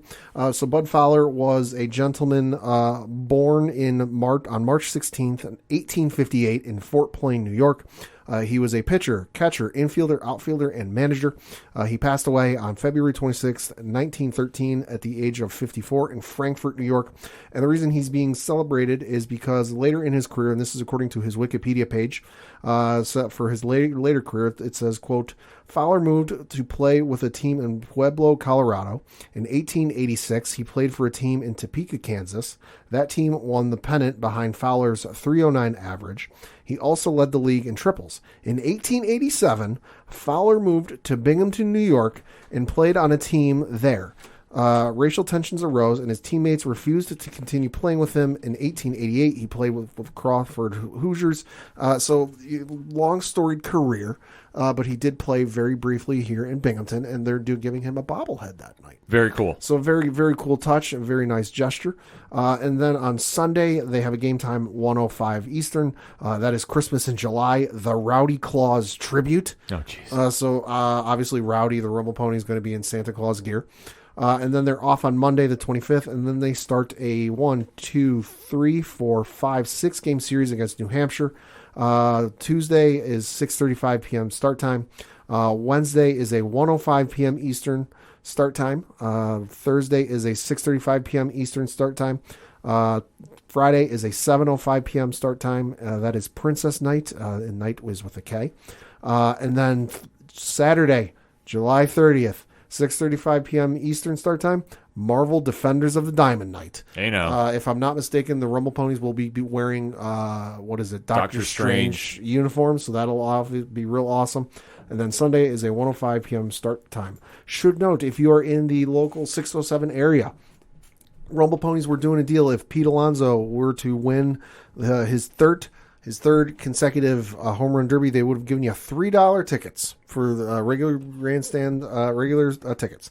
Did not happen. He did, however, a little tease for one we'll talk about in a minute. He did, hit 43 home runs during the home run derby, so you will be able to save $4.30 on all tickets for any remaining Sunday through Tuesday home game. And with a little asterisk, and that asterisk reads, a 24-hour ticket special will kick off Tuesday, July 19th at 9 a.m. for $4.30 off all tickets to any remaining Sunday through Thursday home game. So that's this upcoming Sunday through Thursday. You'll be able to save $4.30 on all tickets. So definitely want to give that a check out. And for more tickets, information, and all that good stuff, bingrp.com. And speaking of the All-Star Game, that is taking place tonight as we record. You've got the American League and the National League, and starting for the American League is Shane McClanahan of the Tampa Bay Rays, and Clayton Kershaw getting the home start, of course, for the home Los Angeles Dodgers. It should be a fun game. We got a couple of Yankees there tonight. You got Giancarlo Stanton, Aaron Judge, Jose Trevino. Also, you've got Nestor Cortez, who, from what I was reading from one of the beat writers I follow, is supposed to get in around the 6th inning. And then, the one closer they've got, Clay Holmes, almost blanked on the name, should be getting in around the 8th inning from what I'm reading. But that takes place 8 o'clock Eastern on Fox. But got to talk the Home Run Derby, because that did take place last night as we record, was won by Juan Soto, which, boy howdy, the whole situation regarding him is wild. Yeah, that's crazy. The Nationals offered him a 15-year, $440 million deal, and he said no. And then he turned around and went out and won a Home Run Derby. And he's more than likely going to get traded before the trade deadline. Yeah, but good Lord. I mean, this is going to be a situation. I don't know what you get back for him that's equal value. I don't know. Like, some team is going to do it. Absolutely. But they're going to mortgage their entire farm system. Well, they're going to take him on this year, and then probably in the offseason try to work out a deal, because I can't imagine they're going to try and work out that deal in the middle of the season. Yeah, you never know. If there's a contender that thinks they're on the cusp. Mm-hmm. Like, I know there was some talk of the Yankees. I'm like, I don't see that happening. But you never know. But yeah, so that you got that going on. But also, coming out party for Julio Rodriguez. Obviously, last week you heard the episode Sports Edition. I had no idea who this guy was. Learned very quickly. Kid's 21 years old in like 200 some odd days. Kid's good. Yeah, he's good. He was real good. Real good. Hit 32 home runs in his first round. Hit 31, in his second round. Knocked off Pete Alonso, the two-time defending champ. So this kid's legit. This kid's got a bright future ahead of him, and I'm willing to bet he'll be a participant next year, because next year's All-Star Game is in Seattle. Makes sense. And he's a Seattle Mariner, so we got that going on. Home Run Derby, absolutely awesome. I know my girlfriend, Liz Bailey, came over to watch it with me. I had no idea what it was. Had never seen it before. Absolutely had a blast of a time watching it, and, every time somebody hits a home run, she's sitting there going, whack. Whack. She had a blast watching it, so she's definitely going to be a watcher in the future. Also got to mention episode 1 of the ESPN/MLB Films documentary dropped in The Captain. This is a 7-part mini documentary based on the life and career of Derek Jeter. Episode 1 kind of was on the focus of like his parents when they met, and then when they got together, and then kind of Derek in his early life, playing Little League and talking about how his team, for as good as they were, they never wanted a game. He's like, oh yeah, the dream of every Little Leaguer is to go to Little League World Series. He was like, yeah, as All-Stars, we never won a game. Mm-hmm. From going through high school and then getting drafted by the Yankees, and his trials and tribulations, which were well documented, in the minors, that his first year in the minor leagues, he made 56 errors. Which he said, even for somebody trying to make errors, that's hard to do. Yeah. And then episode 1 ends right after the 1995 playoffs loss to the Seattle Mariners. Phenomenal watch. Highly recommended if you're a baseball fan. Obviously, if you're a Yankees fan, you're going to be tuned in. But if you're a baseball fan, it's a well-done documentary. It's got some of the same guys who did The Last Dance behind it. Mm-hmm. It's a phenomenal watch. Episode 1 is on ESPN+. Should be able to watch it if you've got like Hulu Live or YouTube or TV or one of those things. Episode 2 does drop on July 21st, which is a Thursday, and it looks like it is going to be dropping on Thursdays after this initial premiere. They wanted the big audience because of the Home Run Derby, but every episode is going to be dropping on Thursdays. Makes sense. I'm super excited to check this out. I got out super late from 607 TWS last night, so I haven't got a chance to watch it, but that will be the plan. Listen, it's the captain. Oh, yeah. What else can you say? Like, it's going to be very fascinating. Everything we've seen since The Last Dance is going to be a different variation of it, obviously, but everything they're doing with the documentary series is spot on, so can't go wrong with that. And then one entertainment thing I got to mention, because this definitely caught my eye. We got a casting announcement for the upcoming Hunger Games prequels movie. And that is, it has added the one, the only, Peter Dinklage. Oh. So this according to Deadline, which the article reads, quote, exclusive. For the upcoming Hunger Games prequel, the odds are in its favor to add an Emmy-winning star to the cast. Sources tell Deadline that Peter Dinklage is set to join the growing ensemble of Lionsgate's Hunger Games, The Ballad of Songbird and Snakes. Dinklage will play Casca Highbottom, Dean of the Academy. He will star in the film opposite Tom Blythe, who will play the young Cornelius Snow, and Rachel Zegler as tribute late Lucy Baird. Francis Lawrence, who directed the franchises Catching Fire, Mockingjay Part 1, and Mockingjay Part 2, will direct the adaptation of the Suzanne Collins novel. So super excited for this. Obviously, Peter Dinklage, a fantastic actor. Oh, yeah. And adding him to this cast, great casting, I would say. Yeah, I have to say, like, I'm not the biggest Hunger Games fan, but that's a smart casting for him, so I definitely got a co-sign on that. So that'll be fun. Very quickly, sport-wise for me, anything wrestling, we'll just say go over 607 TWS this week. We really did a deep dive on everything that we've been covering, so definitely want to plug that. That's on podcast format on Twitch right now. I will have a new blogs count anywhere coming out later this week. I'm going to try getting one out early Saturday to preview Ring of Honor, Death Before Dishonor. So a lot of feelings about that if you listen to 607 TWS this week, so we'll kind of see if my opinion changes on that. Also, UFC news. We do have a couple of matches getting made, and September 10th is the tentative date. Khamzat Chimaev, the man, the myth, the legend that has been working his way up the welterweight ranks, is now got a very big task in front of him in one Nate Diaz. Good Lord. So this is going to be absolutely crazy. Currently, Chimaev is a plus 720, and Diaz... Diaz is a plus 720. Chimaev is a minus like 1150. Yeah, so if you put $10 down on Chimaev to win, you'd win like 87 cents. Yeah, it's something ridiculous. So keep an eye out for that. Like it has not been officially finalized. They're running with it, but apparently both fighters have been given contracts. Well, and we do have a quote from the one and the only Khamzat Chimaev via Brett Okamoto. This translated from Swedish by Chimaev's representative. Quote, I'm going to handle Nate Diaz's funeral with the UFC, close quote. Well, he needs to, because after the Gilbert Burns fight, I know there's a lot of questions. Nate's a marquee guy. It could happen. Nate could pull this off because it's his last fight on contract. So a lot of storylines going on with that. September 10th is the tentative date, UFC 279, so stay tuned for that. And entertainment-wise for me, a lot of stuff at the comic shops this week. Due to when we were recording and embargo reasons, I cannot talk about Grimm number 3 by Boom Studios, except to tell you, go buy it.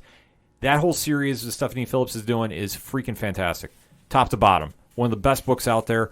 You'll see the Parlay Points blog review tomorrow as it drops 9 a.m. Eastern Standard Time. On Wednesdays, that's when the new times that all of those blogs are going to be dropping officially. Go get Grimm. I'm going to tell you right now, I can't talk about it right now because of embargo. Too stressed because I really, really want to. Also, Valiant Comics is ending the first story arc of Armorclads. Ooh. So that's been a fun series. You like some sci-fi, really cool stuff going on with that, with the different side of the Valiant universe. A lot of questions get answered. So I did think there is no embargo on that, so I can talk about it a little bit. It is a very, very solid finish to the first story. I'm expecting a lot of things when we see them pop up again, and they definitely handle it very, very well to finish off the story that's been building. So if you've been there since day one, you really got a cool sci-fi story, so you definitely want to go check that out. Valiant Comics always doing big things. But my picks of the week, I'm going to say this, and I've been screaming it all episode.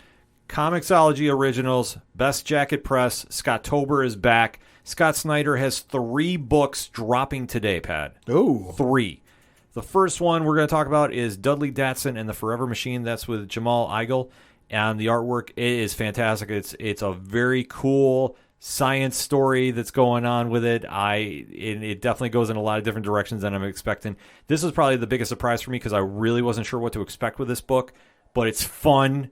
It's high energy. It's a lot going on with it. I really enjoyed it, and definitely takes a young inventor on a very, very real crazy trip. So I'm just going to put it out there like that. Highly recommend that book. They're doing a lot of cool things in there. Also, Barnstormers, #1, Scott Snyder and Tula Lote. And this is a period piece. I will show Pad the artwork because I do like to get his takes on this. So that's cool. Yeah, this is set around the World War I time. Gotcha. And it's a very cool mystery story going on, and one you definitely don't want to miss. I think the artwork by Lotte is fantastic. It's breathtaking. It's very well detailed. You have that kind of old school imagery brought right to life. They really capture the tone of the time. So definitely one to check out. And like I say, it's a mystery going on there, and I'm super excited to check out the next issue. And the last one on that line is Canary by Snyder and Dan Panoshan. And this one is basically a Western horror. And this one is absolutely bananas thus far. I think this one definitely caught me. I thought it was going to go one direction, and then it went kind of a different one. And I definitely like the vibe of the book. It's gritty. It's like those old John Wayne movies, so to speak. Gotcha. And like if I say like the 10-cent novels, do you understand what that means? Yeah. That kind of vibe. And they do mention it in the book, too, so gotcha. It's not a spoiler since it's out. I give all three the highest possible recommendation. I think they all have a different vibe to it. And go over to Comixology Originals and go check this out. The unlimited deal is what I have, and I can't stress that enough. For what you pay a month, you get these books, and you can read them right there on the spot. Enough said. Like, it is such a good deal. And the quality of book, not only with Scott Snyder's Best Jacket Press, but the books that come out on this line, we review each week, and I tell you what, if there's a book that comes out, if we're not fans of it, we don't review it. So that said, if you see it show up here, you definitely need to go support it. It's some great work, and definitely cannot wait to talk about these books in the future. So that said, I know we went over time, so we'll just keep it very short and sweet for anything and everything that is the ODPH, whether it's Parlay Points, whether it's the classified section, whether it's the directory, the TeePublic store, and so much more. It can be found at odphpodcast.com. That's all I got for this week. So for the one and only Padawan J. For 1 week, I will let the Houston Astros off the hook, and that is because Oakland Athletics lone all-star Paul Blackburn was booked to fly to the MLB All-Star Game on commercial. Oh. And the Houston Astros found out about it. They flew him on their charter plane to the All-Star Game. So to the Houston Astros, I say, good on you. Nah, I still say fuck him. I'm your host, Ken M. Enjoy San Diego Comic-Con, July 21st through July 24th. All information, one last time, comic-con.org. Thank you, as always, for listening to the ODPH podcast, better known as the Ocho Duro Parlay Hour. We'll see you next time.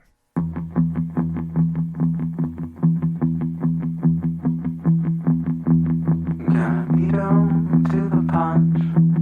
Gonna beat 'em to the punch. 'Cause they can't bring me down if I'm already under the ground. I'm gonna try to make 'em laugh.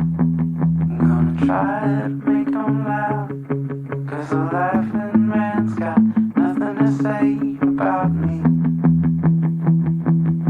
They're judging only by what they can see. This behavior goes way back to ancient history. I hope one day I'll find a way to be free. I know I can't change them. All I can change